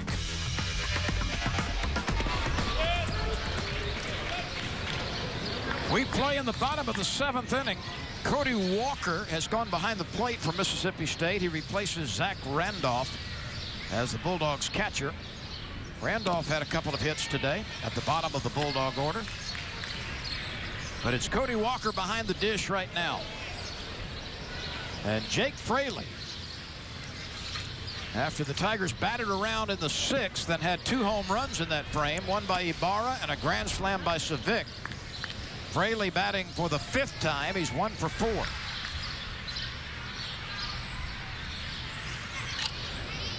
Lucas Laster on the mound.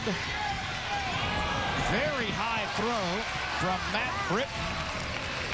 And that one is a souvenir, so that will put Fraley at second base. A 2-base throwing error on Fraley. Well, that's what speed does. Speed puts extra pressure on a defense. And there's no doubt that Britton knew Jake Fraley could run, so he has to hurry up, come get it, and hurry up and get rid of it. Of course, the ground's a little bit wet from the mist and the rain, and just a tough play all the way around. You know what? I have gone back and looked at the LSU record book, and Mark Guthrie also had 22 starts in 1986. Yeah. We pitched a lot.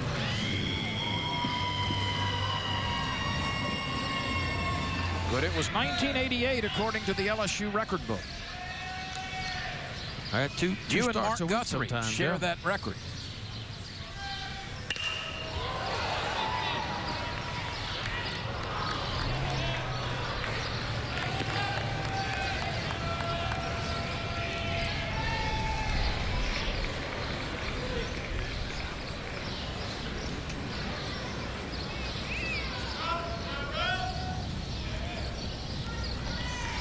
Jared Foster is batting now for LSU.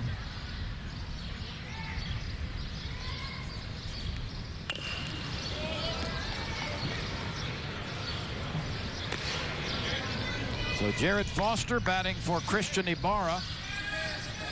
And the LSU third baseman was dandy today. Oh, he was dandy. He needed that too. He needed a big day. He was good defensively.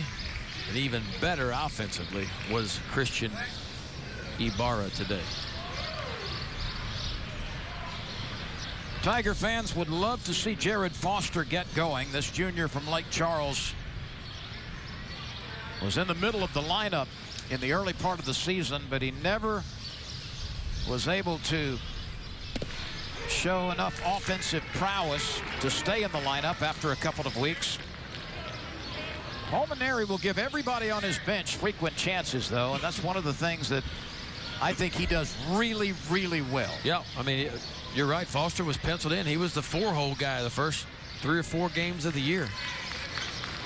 Going to play right field, and remember, Laird had moved over to left, and Foster was in right. Stevenson was in center when the season began, but Foster just struggled at the plate early, and other guys started getting opportunities. Right now, it's Jake Fraley, you know, has moved in that starting spot out there. We've seen Chambra out there and Jake Fraley. And Foster fights that one off. No LSU player, though, under Paul Maneri should ever come to the ballpark and hide his glove. That's right. He uses his bench, I think, as well as anybody in the country. And even if you're in a horrendous slump and he sees an opportunity to get you in the game, you're not parked in a pigeonhole somewhere for the rest of the season. That's right. Mentally, you got to be prepared. You got to be ready to play when you get to the ballpark, because you're right. He could use you in any situation. And he'll play a hunch every once in a while. Well, Coach Maneri over the years has been known to making moves in the middle of the season. I'm talking about permanent moves. Go back to, you know, Austin Nola. You remember years ago as a freshman, LSU was having trouble defensively, not turning hardly any double plays. Austin Nolan as a freshman gets inserted right there, and LSU goes on. They won the World Series that year, didn't they? Yeah, in 2009. And so there's been plays like that have been made and changes that have been made from time to time.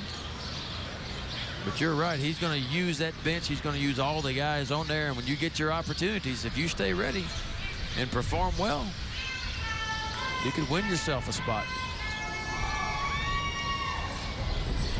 Because Foster's a kid with unbelievable talent. I mean, he's a guy that can hit some homers and do some things for you. That ball took a very high hop on Pirtle. He was ready to field that one at his belt, and it bounced up above his head. That's got to be a base hit. That should be a base hit. And that's number 18 for the Tigers. Watch this hop. Boing. I mean, that's almost like it hit a trampoline or something. That's a Super Bowl bounce.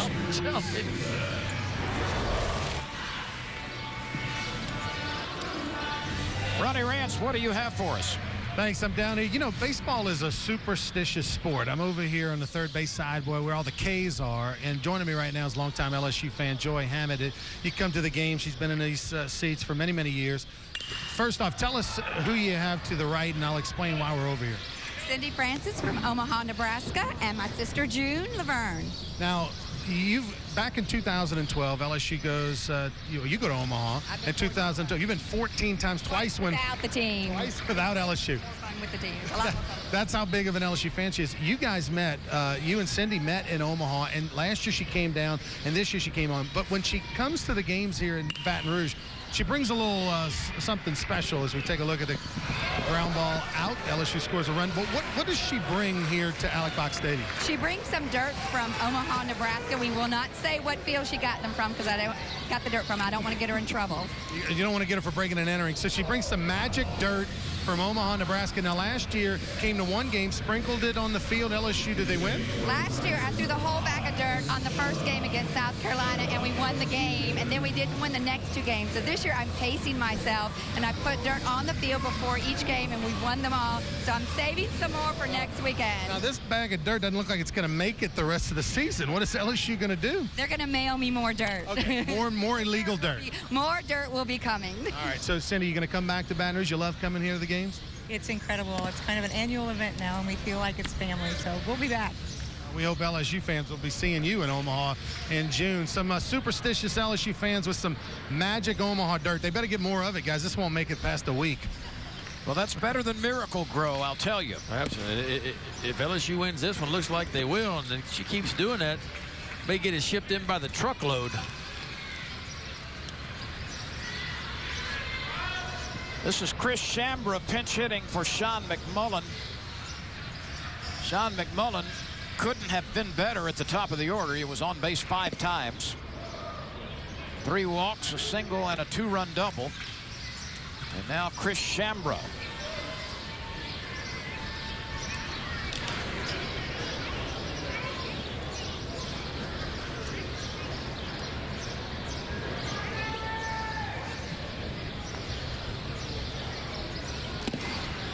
There's a strike at the knees. Good pitch.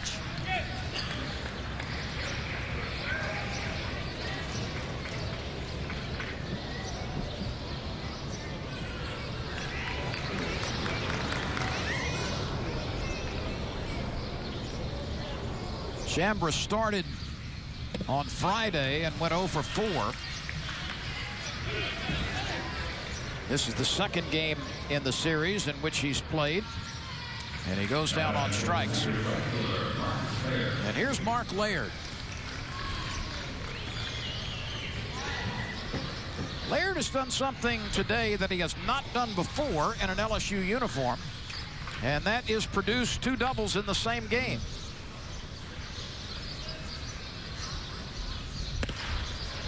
His double in the second to left field drove in a pair of runs, and his double in the 6th produced an RBI.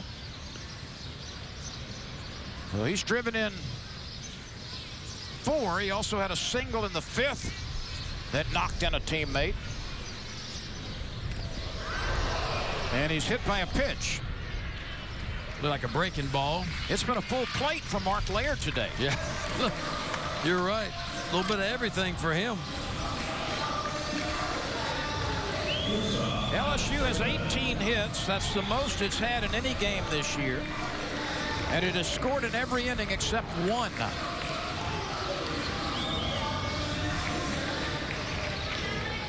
Well, it's been constant pressure, and that's what they need. And one game doesn't make a season, and one game doesn't make a weekend either. But this is certainly a big step in the right direction for LSU, and hopefully something that they can build on, for the future of being a little more consistent offensively. Obviously, they're not going to do this kind of stuff very often. This doesn't hardly ever happen on SEC weekends where you get 18 hits and score 17 runs. But it can certainly be something they can build on for the future. Lucas Laster levels the count on Alex Bregman.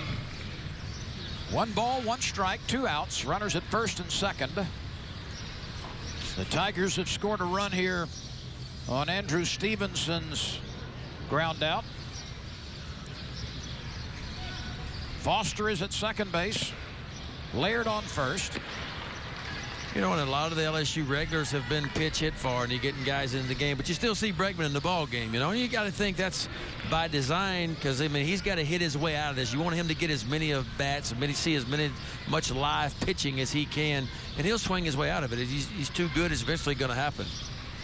He's 1 for 4 today with a 2-run single. He also has walked and scored.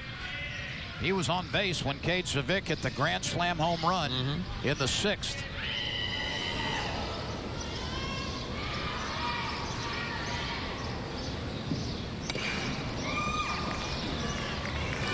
$17 runs, 18 hits for the Tigers. If you're Mississippi State, you're going to have to write this off. It's just a rough weekend. Like LSU. Look what a weekend can make a difference. Last weekend, LSU gets swept by Florida, but they're going to come back this weekend and they're going to sweep Mississippi State. Well, Mississippi State, is just going to have to find a way next weekend against Ole Miss and get it done. Bregman is called out on strikes, and we move on. But the Tigers had another run in the 7th, and they've got a 15-run lead headed to the 8th. Hey. Welcome back, everyone. Here is our Aaron's defensive play of the game. It's Alex Bregman scooting to his left, scooping, transferring, and then throwing a bullet over to first base from behind second.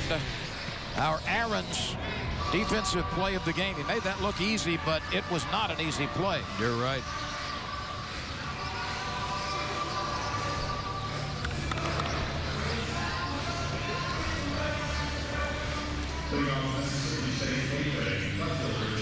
Kurt McCune returns to the mound for his 2nd inning of relief. He was very good in the 7th, a 1-2-3 inning, and we've got a bevy of changes defensively for the Tigers. Chris Chinea is now catching. Cade Civic has gone to first base. So that means Danny Zardone has had to go somewhere. Where is he? He's over at third. He's at third. Yeah, he's moved over to third. Looks like I still see Stevenson out in center. Well, Shambra is in the game somewhere, I believe. I think he's in right, isn't he? Is that him out in right field? Yes, he is. There he is.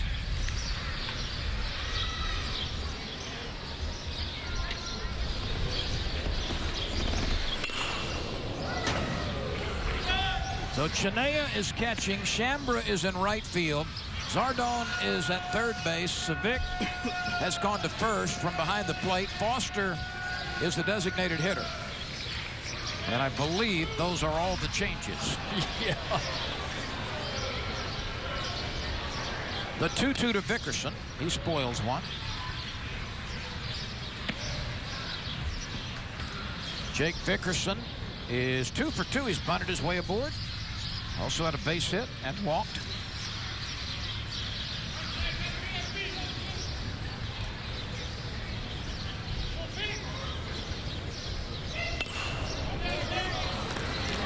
Two runs, 8 hits for Mississippi State. They had 6 hits combined in the first 2 games. 17 runs, 18 hits for LSU. Both of those are high water marks this year.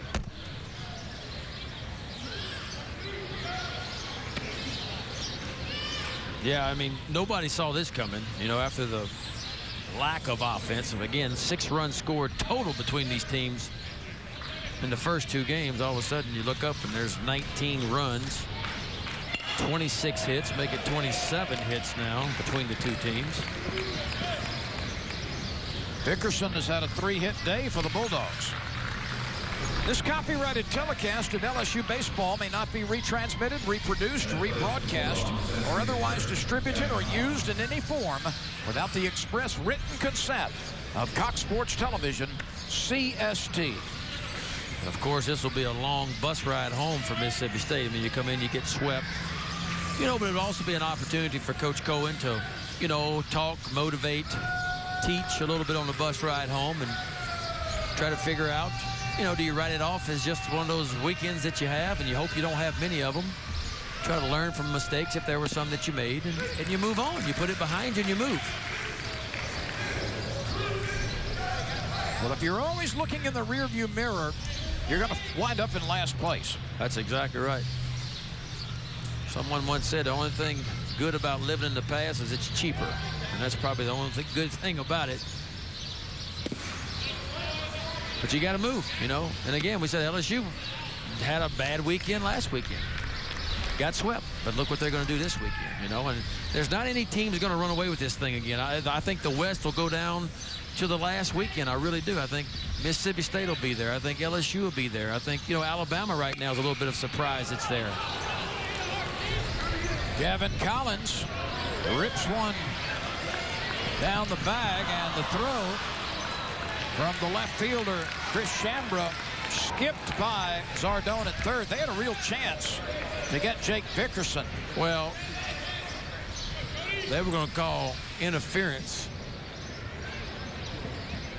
on Robertson at shortstop. Vickerson rounded on Robertson, ran into Robertson, and the umpire had already rewarded him third base. I don't know if we have a shot of it or not. So that's a delayed dead ball. You wait and see what happens and give the offensive team the best outcome. And they're going to rule a double for Collins. Because Bregman had gone down the line as a shortstop. Watch him come around second base, and you see right there, once that happens, Robertson's kind of in no man's land right there. Once that happens, there was no way Vickerson was going to be going out at third. The umpire had already awarded him third base.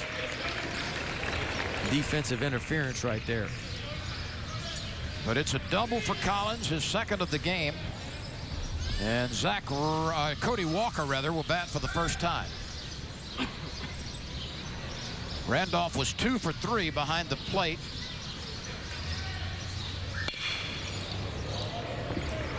And now it's the new catcher, Walker. So Vickerson at third, Collins at second.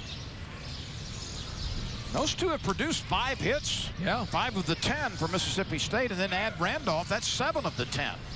The bottom third of the order has been the one that has peppered LSU. I don't think Mississippi State, they're not going away in this race in the Western Division. I just don't think they were. They got too much experience, too much confidence from what they accomplished last year.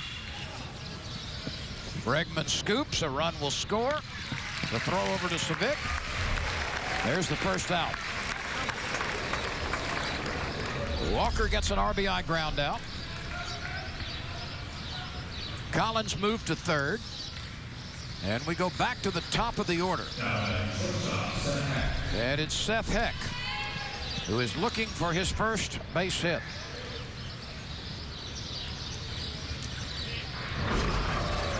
Here comes Bish. Another tough play by Bregman. He's had 2 or 3 of those today. But I like his aggressive. He's always, Lyn, you seldom see Bregman lay back on a ground ball. He's always coming in and charging. Gets it off his left side. McCune twirls one in for a strike. And that's what's been impressive about Bregman. While he hasn't hit the ball like he did last year, and he scuffled from time to time this year, he hasn't carried it into the field with him. He's been just as good as he was last year, or better, defensively. And you got to be able to separate the two, offense and defense.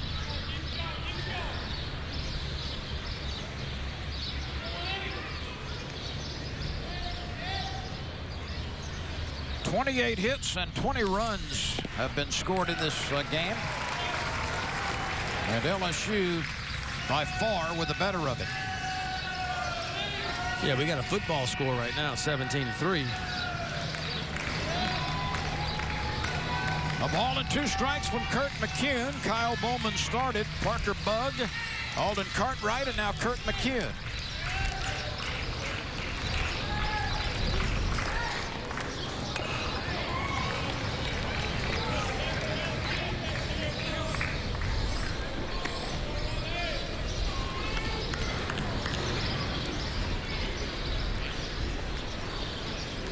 Bowman gave up 5 hits in 3 1/3 innings, although he pitched very well. Walked 1, struck out 4. Yeah, he did. Bugg gave up a couple of hits in a short relief outing. Cartwright pitched an inning and yielded a hit. And McCune has been reached for a couple of hits here in the 8th after he sailed through the 7th, 1, 2, 3.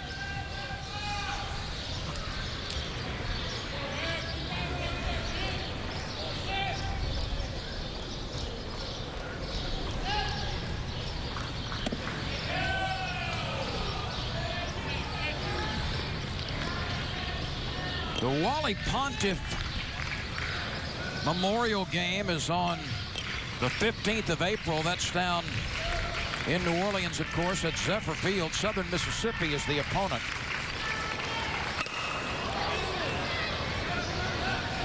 Stevenson. And his throw cut off by Civic. Civic ran a long way from first base to the third base side of the mound to get into a position to cut that ball off. Although he's a catcher, he's learned to play first base this year.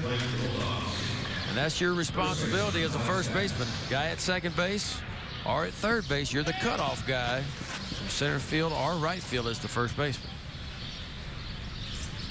We certainly invite fans around the New Orleans area, Baton Rouge, Hattiesburg, points south, any driving distance from Zephyr Field on the 15th of April to watch Southern Mississippi and LSU play in the annual Wally Pontiff Memorial Game. And Ben, it's been a while since the passing of Wally Pontiff Jr., but the significance of that game and the significance of his memory remain at the highest level. Absolutely. Civic gets down on the bag in time for the out. We've got a 17-3 game. LSU leading Mississippi State.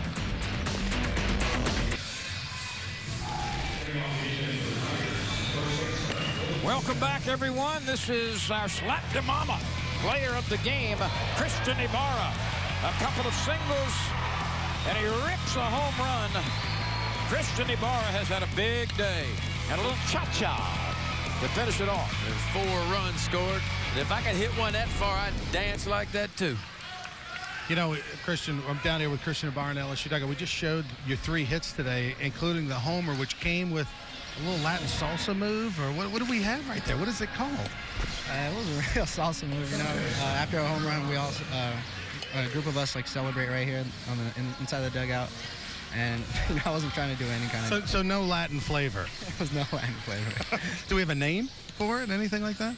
I don't think so. No, we don't have no name for it. We just do it. This has to feel good, though, today. 17 runs, 19 hits. It's got to feel good to bust out. Yeah, it feels good, you know, coming together in one game and scoring all these runs. You know, we have confidence, and we're going up to a bat, so you know, it's a good win today. You've been hitting a lot in the 6 hole since you came to LSU. They dropped you down in the lineup 8, 9, seeing a lot more fastballs. Teams don't know you got that, huh? You got to show them that you've got that pop in your bat. Yeah, you know, it doesn't matter where coach puts me and all that. You know, the see fastballs, you know, early in the count. You know, I'm being really aggressive, and I've been seeing the ball really well. Well, congrats on a good day. And thank you. Let's go back to Lyn and Ben. Okay, thank you very much. Cade Civic singled to open the 8th inning, and that matched his season's best of 3 hits in a single game. So Civic at first, and then Robertson fly to center, and now it's Danny Zardone who struck out in his only other at bat. Laster dealing a strike.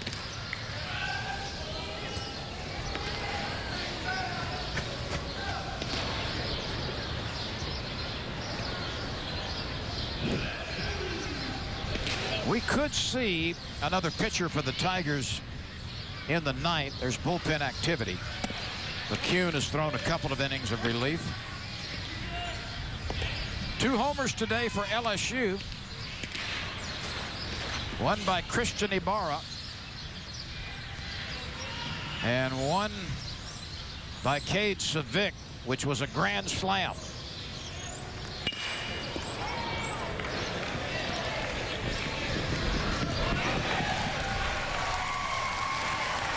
Zardone beats out the infield hit. Pirtle did everything he could, but his momentum was carrying him into right field, and he just couldn't get enough on the throw. And you're right. Defense, defense, defense for Mississippi State. That was their ticket last year. They're pretty good, too. And you're right. Second baseman Pirtle, everything he can do, but can't quite get it there. The shortstop last year for Mississippi State, Frazier. Remember, Pirtle and Frazier was one of the top double play combinations in all of college baseball last year. The Bulldogs came in with a 985 fielding percentage, and that's extraordinary.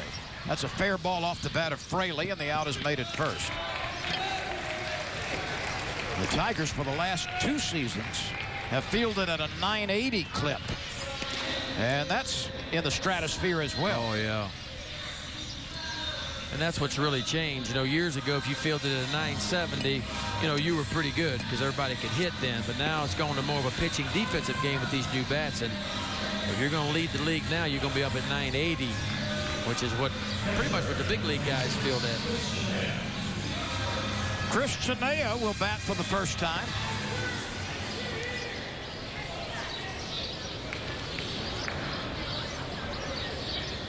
Chenea, the sophomore catcher out of Miami.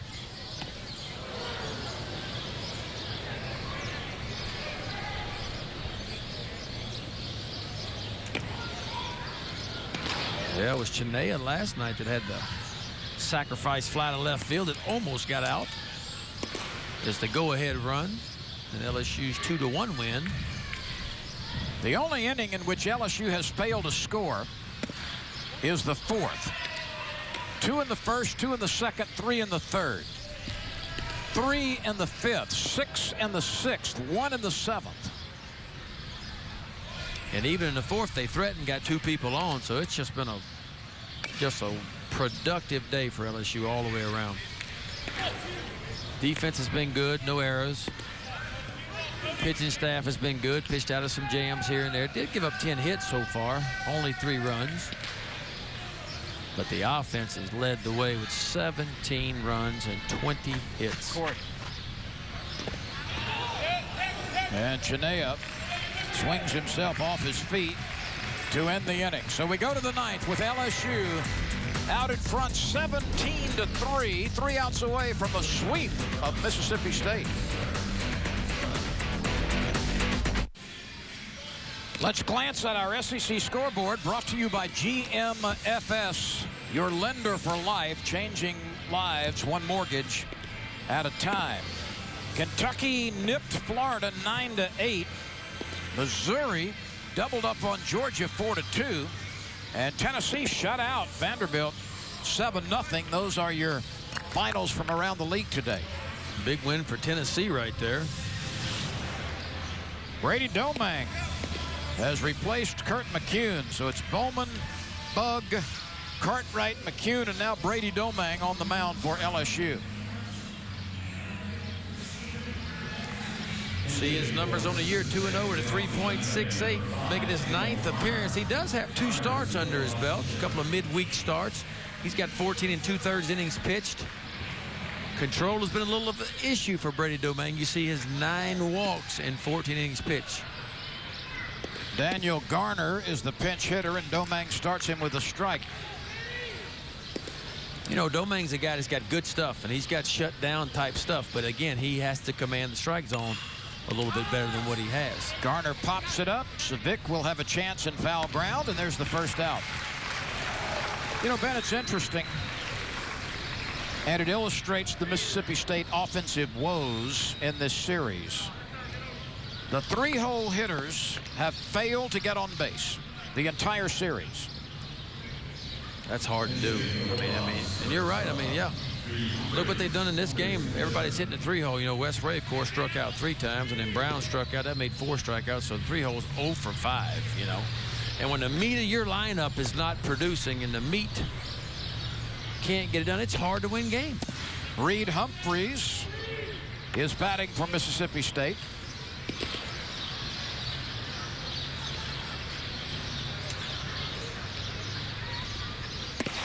Humphreys hitting .261. This is the 13th game in which he's played. He's got a home run, and he's driven in 4. He's batting for Brett Pirtle, who was 1 for 4.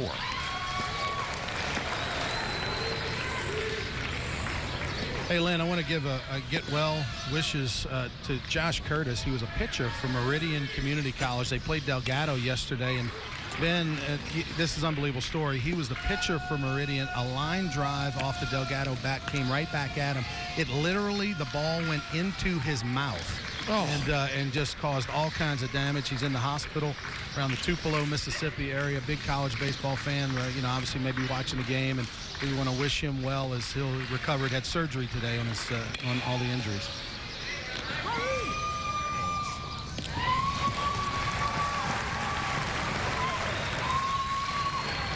Gardone makes the play from third.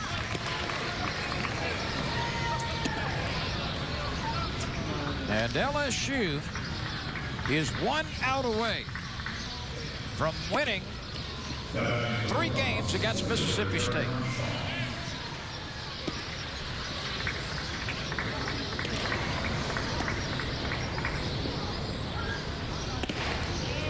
Ball 1 to Armstrong. Domingue went to Vanderbilt Catholic High School in Houma. Was extraordinary at LSU Eunice. And he's in his first year as a junior at LSU as Armstrong gets his second hit and extends the game momentarily.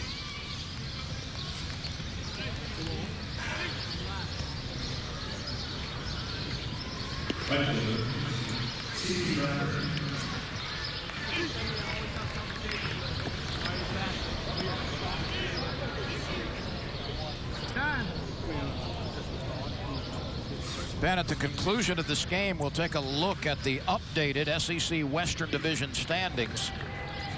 That's what I'm sitting here looking at. This 3-game sweep by LSU gonna be big. Has propelled the Tigers into the middle of the SEC West after starting the series at the bottom. It's just amazing what a difference a weekend makes. And you can't figure this out. Again, there were 2 dominant teams in the SEC last year. LSU and Vanderbilt, they both ran away with their respective division. It's not going to happen, it doesn't appear, this year. I mean, look, South Carolina loses this weekend 2 out of 3. Vanderbilt loses 2 of 3 weekends. Supposed to be the 2 best teams over, you know, in the Eastern Division over there. And so it's just up for grabs.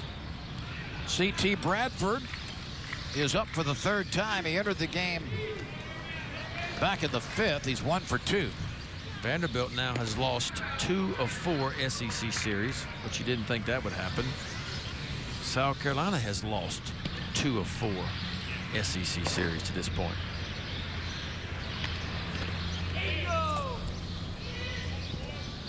Armstrong moves up on the wild pitch.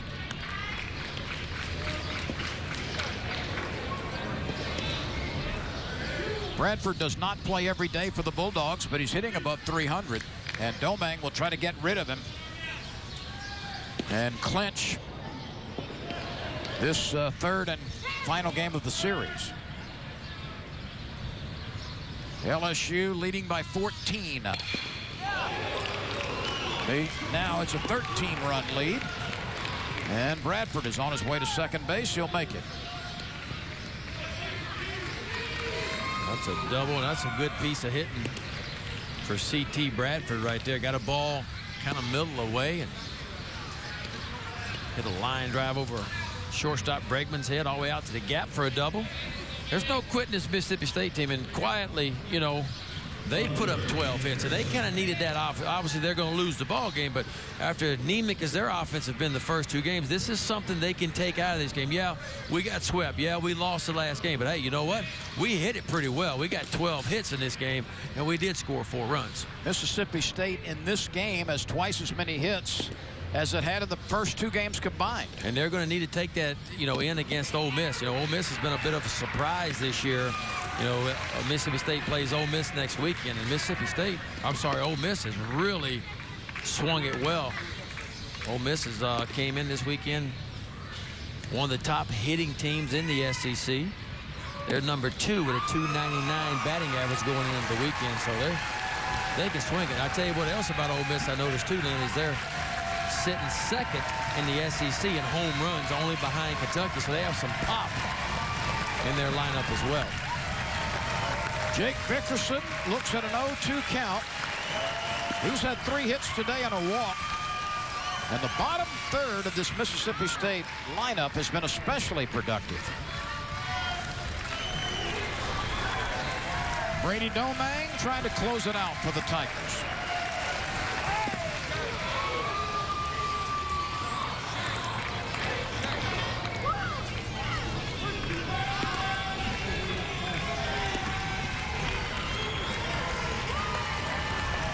This has been one of the longest games of the year for the Tigers, if not the longest.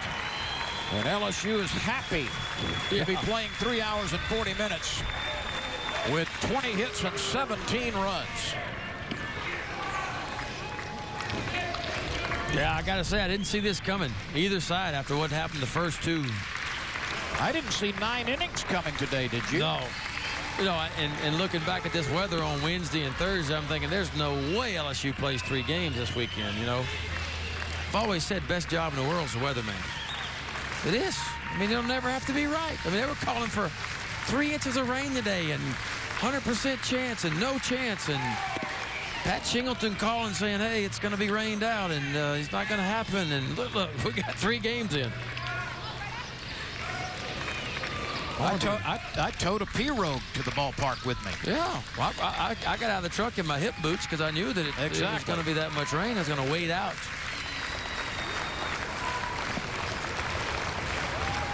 Here's the 2-2 pitch. Hit well to left field. Shambra backing up. He's got enough room, and he makes the play on the warning track, and LSU sweeps Mississippi State. I beg your pardon, that's Fraley out in left field. The catch made nonetheless, and LSU wins it 17-4. Here are the updated SEC Western Division standings. LSU has moved from 7th to 3rd with the sweep of Mississippi State. Alabama at 8-4, Ole Miss at 7-5. Then come the Tigers. Mississippi State entered this series 6-3 in the league. It's now 6-6. So is Arkansas. Auburn and Texas A&M at 5-7. It's still anybody's race in the West, as is the case in the East. We'll come back to put a bow on this one. LSU wins big, 17-4. LSU baseball on Cox Sports Television is brought to you by Louisiana Cat, your statewide Caterpillar dealer, and by Bolero, keeping America moving. This game was much unlike the first 2 games of the series. LSU won 3-0 behind Aaron Nola on Friday, 2-1 yesterday. Jared Poche pitching very well as the LSU starter. Today, a 17-4 explosion over the Mississippi State Bulldogs. Highs of 17 runs and 20 hits today for the season. We go down to Ronnie Rance with assistant coach Javi Sanchez. Yeah, thanks, Lyn. A very happy assistant coach. Anytime as the hitting coach, your goal is always to get 10 hits a game. But when you get 20, we talk to you. So it had to feel good to kind of break out today. Yeah, we're excited. You know, the offense, I felt like we got into a lot of good fastball counts, and we made them pay. Obviously, we left a lot of runners out there, as we were talking about earlier. That one inning that jumps out to me, second and third, nobody out, and we didn't end up driving the run in. But it was good to see guys like Ibarra get going, you know, get into those offensive counts and really get the bat head out. Anything to obviously hitting better at home than on the road. I mean, the two road series, Vanderbilt and Florida, the offense struggled, but offensively at home in the SEC, you guys have been much better. Yeah, I think the highlight is trying to get to that bullpen, you know, and I think we did a good job of that. You know, we burned up the lingering kid, the lefty that they got that's really good out of their bullpen. And as you can see today, the arms that they ran out there, that caliber of arms weren't as good as they're typically used to running out there. So, you know, it's just a matter of building that pitch count up from that starter, hitting that fastball when you get in those fastball counts and making them pay. Been a much better week, obviously, for not only the offense, but Alex Bregman in particular. He's the catalyst of your team. Was mired in an 0-for-17 slump. Had the homer against McNeese State. Much better week for him. Yeah, that was a big home run. You know, Coach put on a hit and run, and it just felt like the whole load of our whole dugout just kind of loosened the mood. And obviously, it got us going from an offensive standpoint. I mean, he's a leader. He's not afraid to strap this team on his back, and I think the boys responded to that. Well, congratulations on an offensive outburst. Thank you so much, Ronnie. Javi Sanchez, the hitting coach. Let's go back to Lyn and Ben. Okay, gentlemen, thank you very much. You know, Ben, the offense does leap out at you, but I want to look at Kyle Bowman because obviously he's going to be extraordinarily important as an SEC starter the rest of the way. What did you think about his 3 1/3 innings for the first time in a couple of weeks getting a start? Well, remember last time he started the game was against Vanderbilt back on the 15th of March, and his last outing was just a third of an inning on the 2nd of April. So I felt like he was sharp, and I liked his velocity. He went 3 1/3 innings, you know, and he looked good. And I think it's something to build on for him because he's going to have to be the Sunday guy, most probably for LSU. He did give up 5 hits. A couple of them were soft ones. He walked 1, struck out 4. So Kyle Bowman apparently back in the lineup now as a starter for LSU. We thank you for joining us for LSU baseball this afternoon. We invite you to watch our next telecast Friday night at 8 o'clock Eastern Time, 7 o'clock Central, when the Tigers host the Arkansas Razorbacks. For Ronnie Rance and Ben McDonald, I'm Lyn Rollins. The final score from Baton Rouge: LSU scores 17 and beats Mississippi State 17-4. Have a great week, everybody, from all of us at CST.